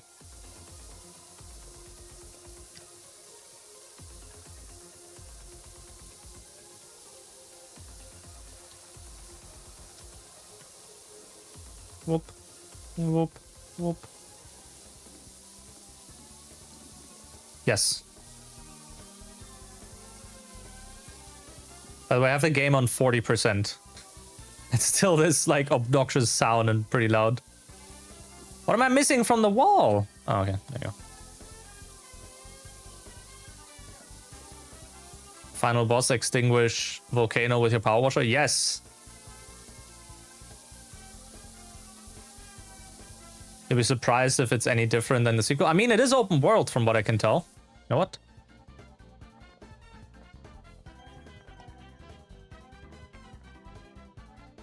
I don't have a map command. It's not open world. Damn.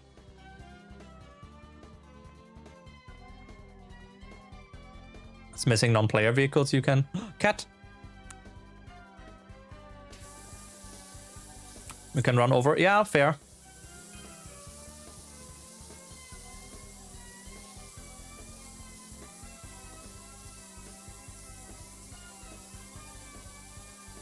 Ulysses? Ulysses the cat, yes.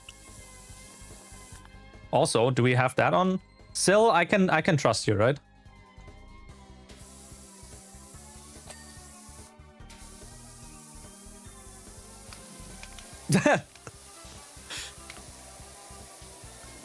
I mean, it's not just you. It's also Yuki doing mod work from the airport, I guess, or something.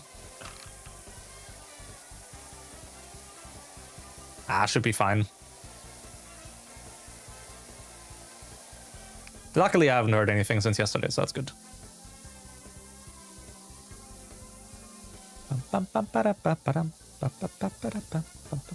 Come on, ceiling, ceiling. Yes.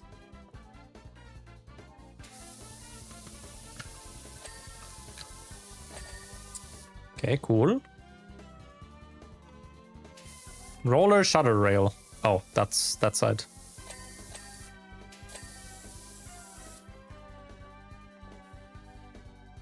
Oh, there's still more.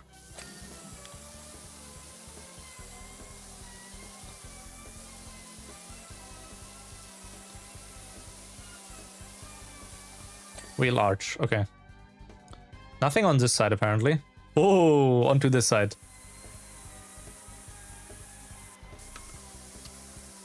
Came back to bands because you were on your way home from work. Current bands that were made today when you joined. Missed some. Yep. Yep. I think we can leave it at that. So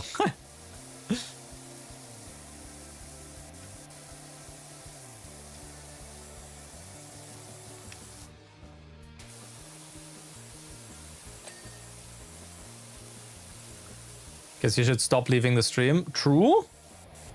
Full-time mod that's not getting paid, that still has to sub themselves. I think that's a good thing.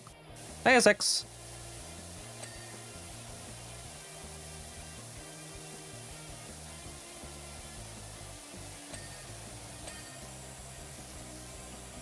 I mean, honest to God though, like that's the minimum I would give people that, you know, would keep an eye on chat. That's an investment I'm willing to make. Direct PayPal, maybe not, but you know.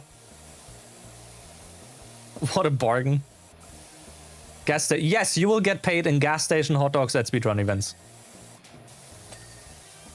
That is a good compromise, I think.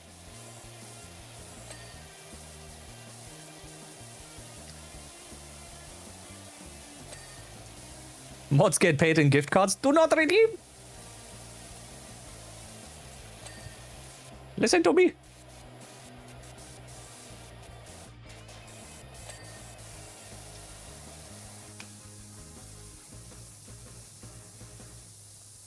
Making so much cash from this.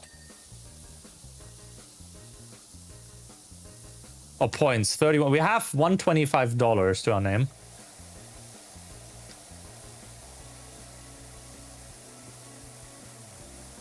Yes! Okay.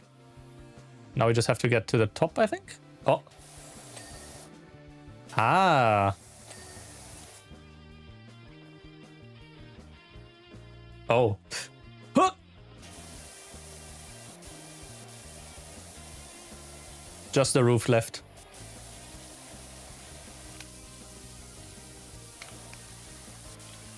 Let's do this first. Kid Boga looking out for us like the anti-scam guardian angel. Yep.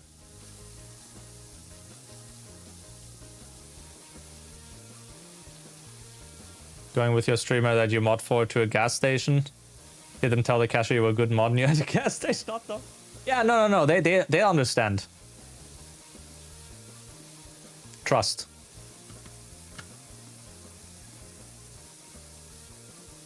I don't know why you would want to trust me, the silly fox, but trust in general.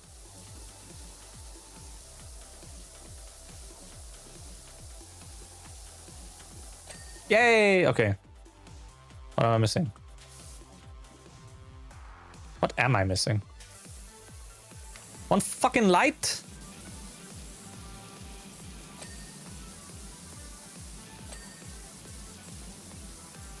That light here as well. What? Oh, there's still stuff here. And the trim. Okay, got the trim. There you go. Yippee! Wow! Task lists.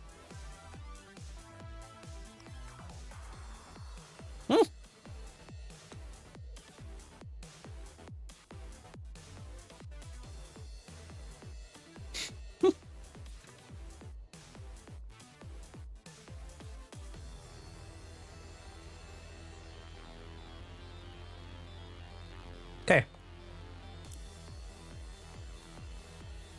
Cool.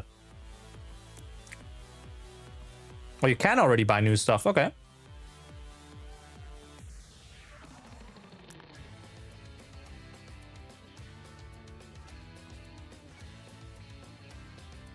Okay, how do we finish this?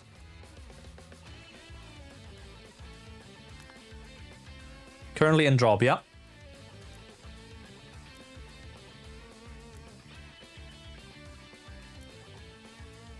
I think we switch to the next one. Welcome to the town of Detergento, where the past meets the future to manifest the present that we can all live with. A thing happened to us the other day when I asked my colleague to do a deep dive inventory on our public facilities.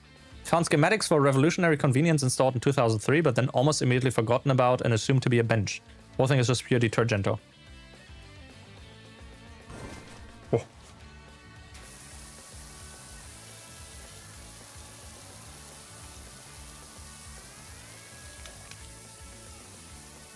Oh no. I don't like that this says toilet, by the way. Roof. How do I open this?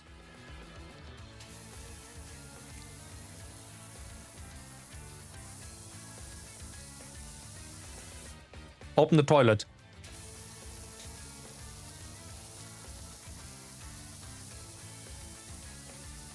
I believe it is a toilet, actually. Once we clean the roof, maybe it will open up.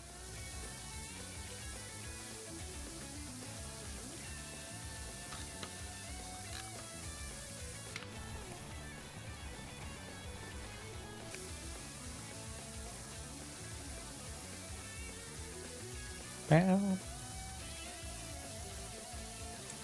Ba-da-bow.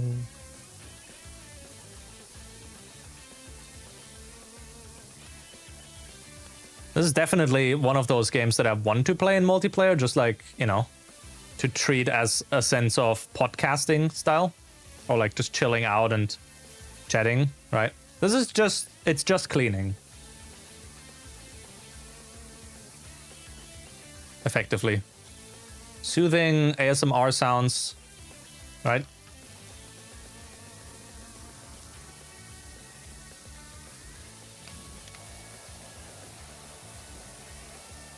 To sleep and study too.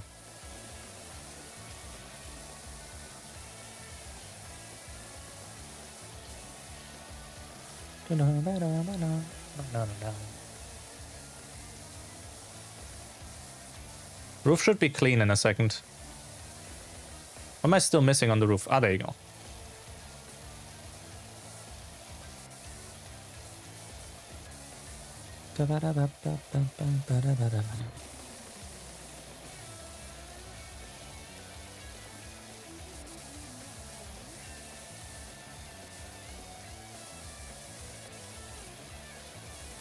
Roof sign should almost be done. There you go. We're just missing the top part.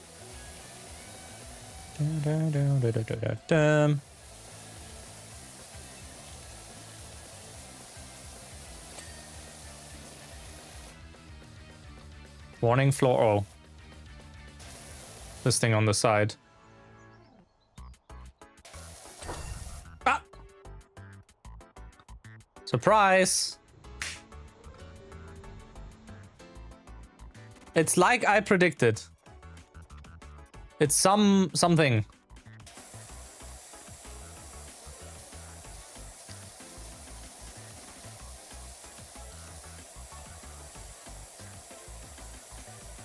What? Driving me barking. Okay. Here we wolf again. Okay.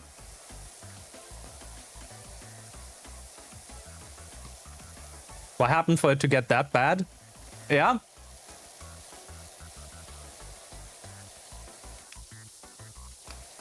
A question for the ages.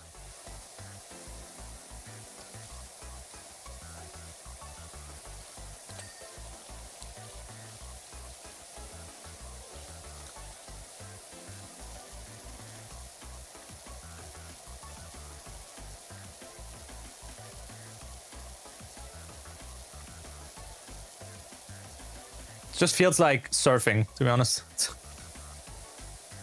Going around, making smooth movements with the mouse.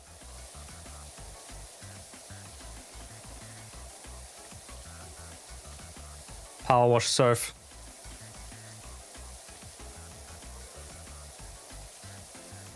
See a surf movie, yep.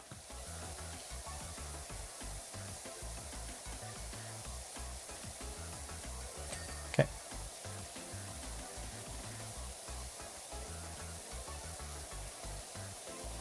Neom. Neom. How's dirt just attached to this thing and absolutely nothing else around it? I wish I could tell you, because I don't know either, and I'd like to know too. Sometimes I might not like to know, but you know. There's a light here? What the fuck? Guaranteed this door will open in a second. Once we have it cleaned, right? Like there will be a message being like, ah, surprise, surprise. Even surprisier. I can't interact with it yet. But I fully expect that.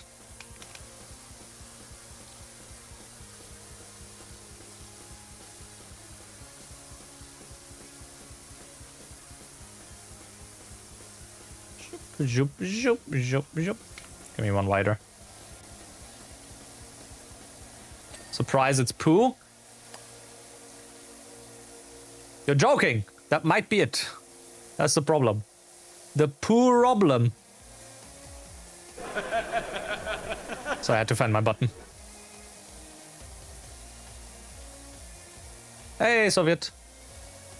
Can someone find me a good, like, sitcom sound pack? So I think we need that for some of the cutscenes in some video games. The audience was sleeping. They did not see the laughter sign.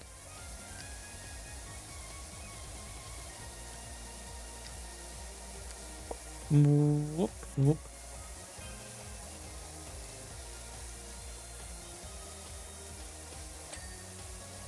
By local visionaire Nadia Vonnegut, pop-up restroom was designed to only appear when needed. Relying on state-of-the-art camera systems and kinetic motion sensors, it would detect from the gate of passengers by when relief was required and use pop-up in the nick of time. Oftentimes it knew even before they did. Ah, okay. Dystopian future.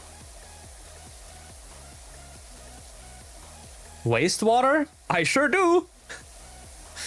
In the video game.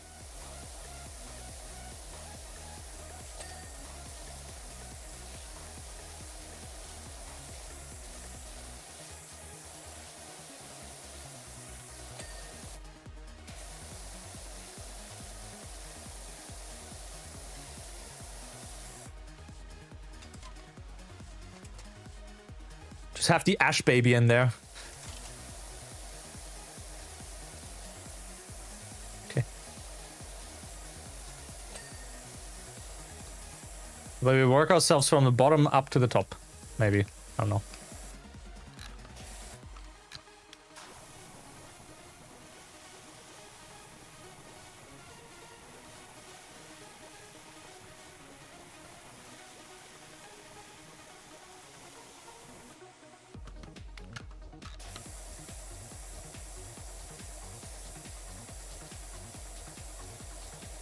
Would anyone even trust to use that thing? I wouldn't. It's a baby delivery system. Put the baby in, and then you close the hatch, and then it gets delivered. Or something. I don't know where it gets delivered to. I haven't figured out those details yet. But it probably is getting delivered.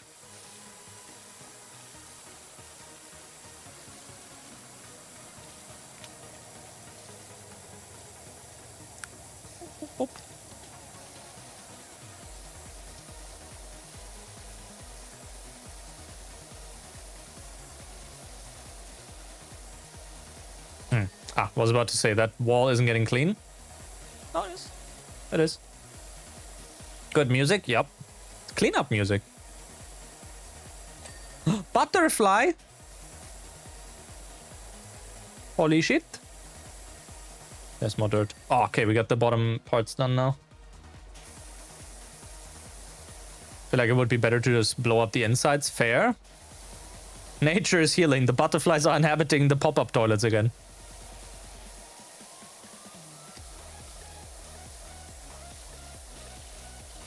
It's called butterfly because it's made from butter. I shit you not. I think it was a Lufthansa flight where I got like a piece of bread. Like, I think it was, I don't know if it was pre-pandemic or actually like afterwards. But the butter I got, like the small pack of butter, was literally called butterfly. I hate them. I would have made the same joke, but I hate them.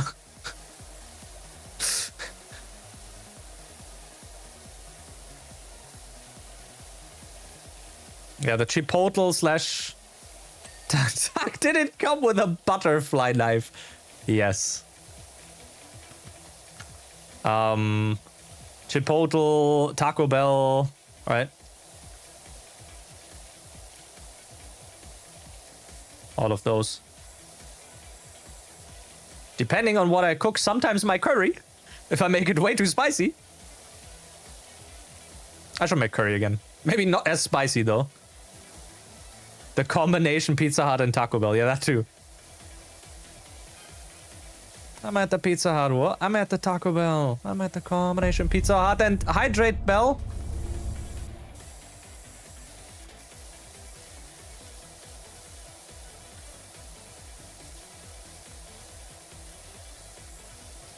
No, that's currywurst. It's like whenever I'm cooking, the song that's playing... Whenever I'm cooking curry, the song that's playing is Curry on My Wayward Son.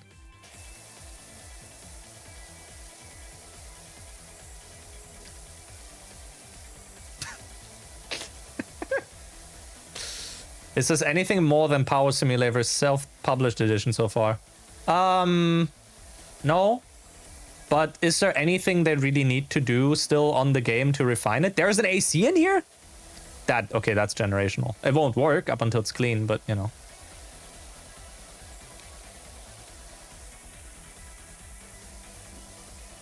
Okay, I need the table. Yes.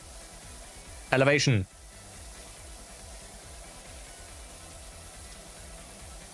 Okay. Didn't they? I think they added more tools, yeah. Category. Fuck, you're right. This is not... No, it did change. We are on PowerWash Simulator 2. If it's not changed, it would be on your end. Something silly with Twitch again. Oh, sick tricks. But yeah, I think there's more tools in this compared to the first one. Now it changed. I did click save again. So, yeah, let me see. Tools, washer equipment. Yeah, oh, this is a nicer UI. Oh! Holy shit. Okay, that's cool. That's cool.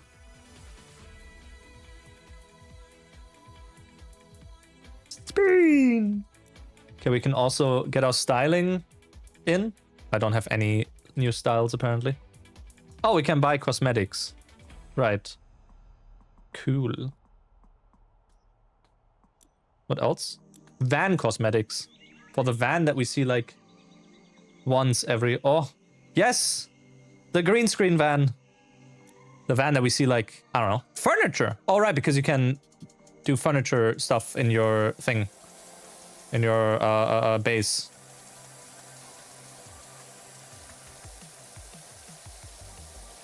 Extractor vent. I sure hope it will. Ew. Disgusting.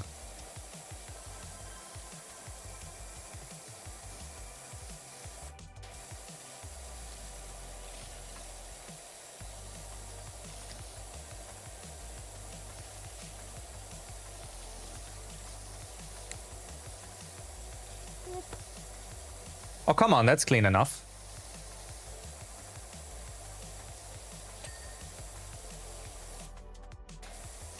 What else? Oh, there's like stuff still in here. Ah, there you go.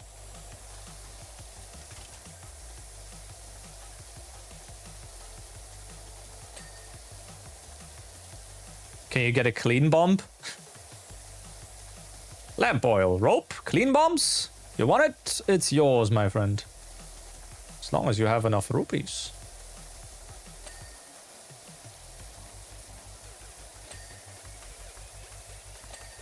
Not looked at the ceiling yet properly. Another butterfly. Oh. Don't know why I keep turning into Mario. Wahoo!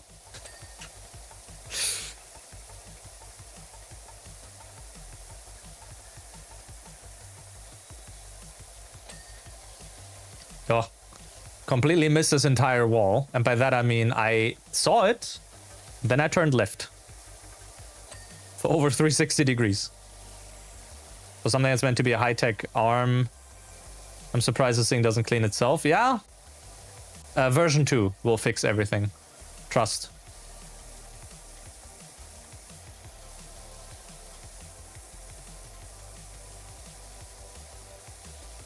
Version 2 will fix us.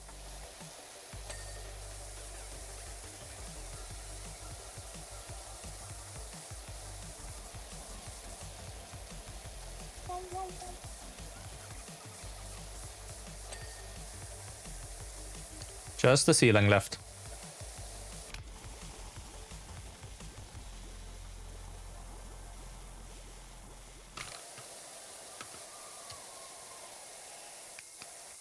All right, because we sprayed it with that, we can just use the bigger nozzle.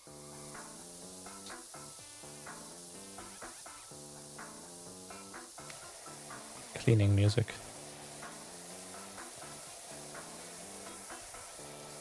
Almost done. Yes. Oh. Still have apple pieces.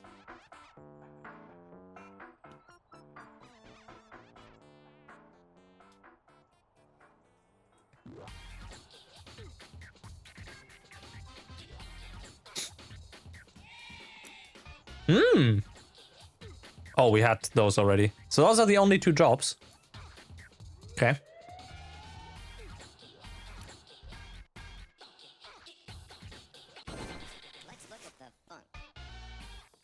Furniture.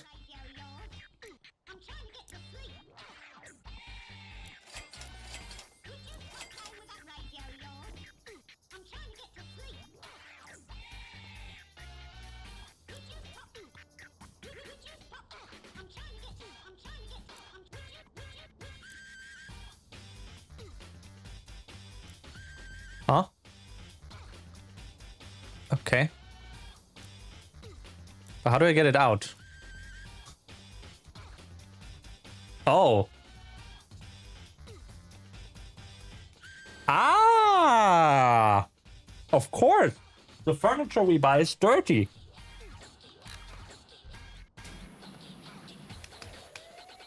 This is most disturbing.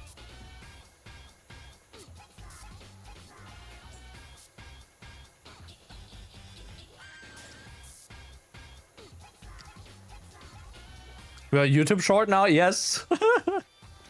I was about to suggest that as well. It's like, oh, this is just like the videos where they have like a carpet and that's like, I don't know, super brown color. And after cleaning, you're like, wait, that's supposed to be white? They're super satisfying, but it's also like, ew.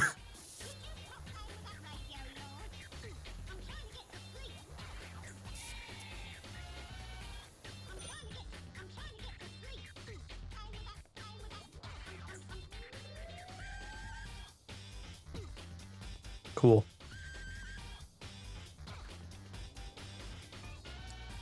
They also use a lot of water. Oh yeah, that's the other thing.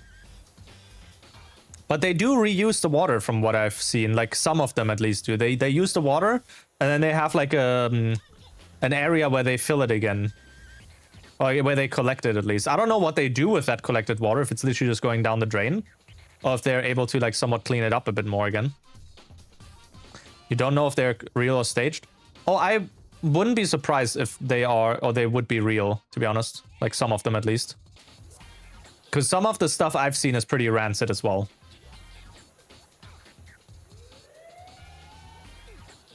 I do believe some of the stuff is just like, oh, okay, well, yeah. There was another set of videos, which was like, what was it? People cleaning someone's front yard of like all the grass and whatnot.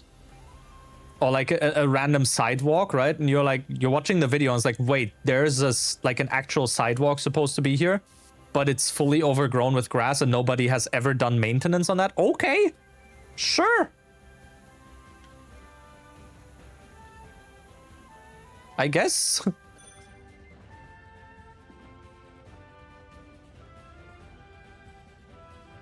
Place it on the carpet. Thank you.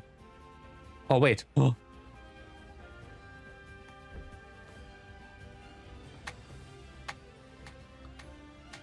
Ah, doesn't work. We can place it on the ground a bit, I think. Oh, there you go. No, we can't place it on the carpet here. Interesting. They have to fix that. Place it on both carpets. No, why can't I place it again? Whatever.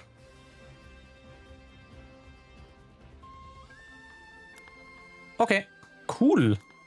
Access storyboard missions through the country map in the upstairs office. Oh, right, those. Ah. Yeah, and then we'd see the jobs here. Okay. Cool. That's a chill game as well. Oh. Can I use the sofa to break the game? I don't think I can. Oh. Small moment of getting lightheaded. Not fun. Free play jobs. Okay. Can I take my van? No, I don't have a van.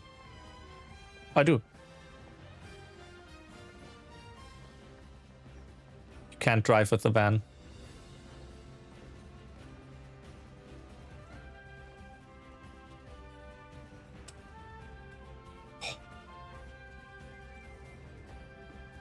There's one spot.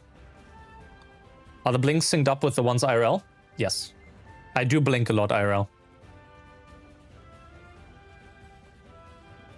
I think I have like random blinks turned off. Oh, come on. Let me out! Let me out of confinement.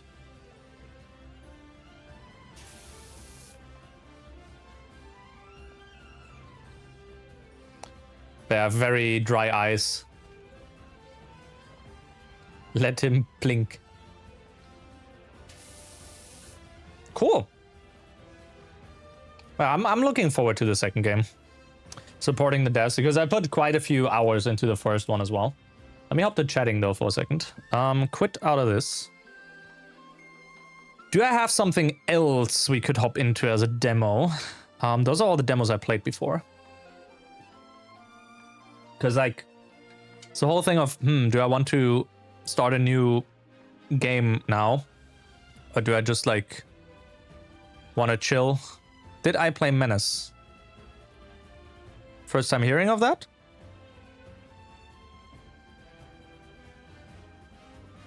So that's a no.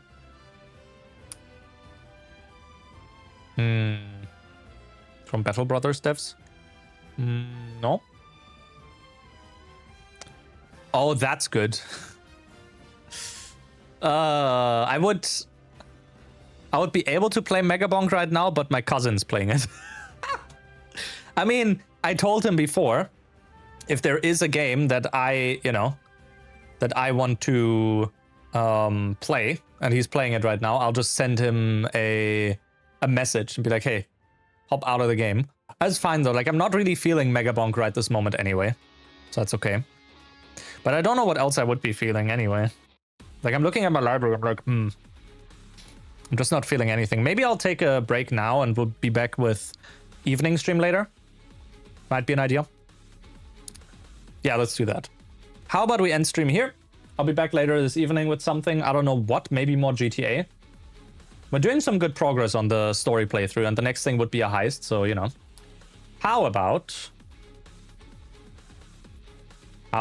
you go watch someone gamble? Go to Quickflow. He's a cool VTuber as well.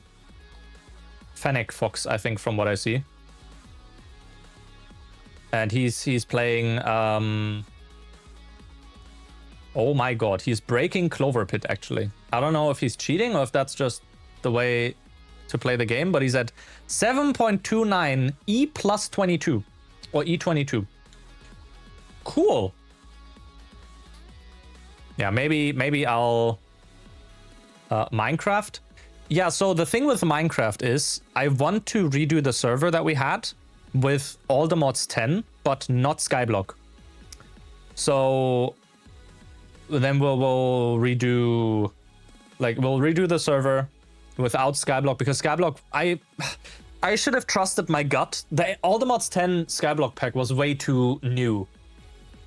So yeah, my gut was like, nah, don't do Skyblock. But then I was like, nah, fuck it, you've not done Skyblock in a while. Anyway, thank you guys for watching the demos. I will be uploading that to YouTube as well, and I will see you probably in that case this evening. And goodbye.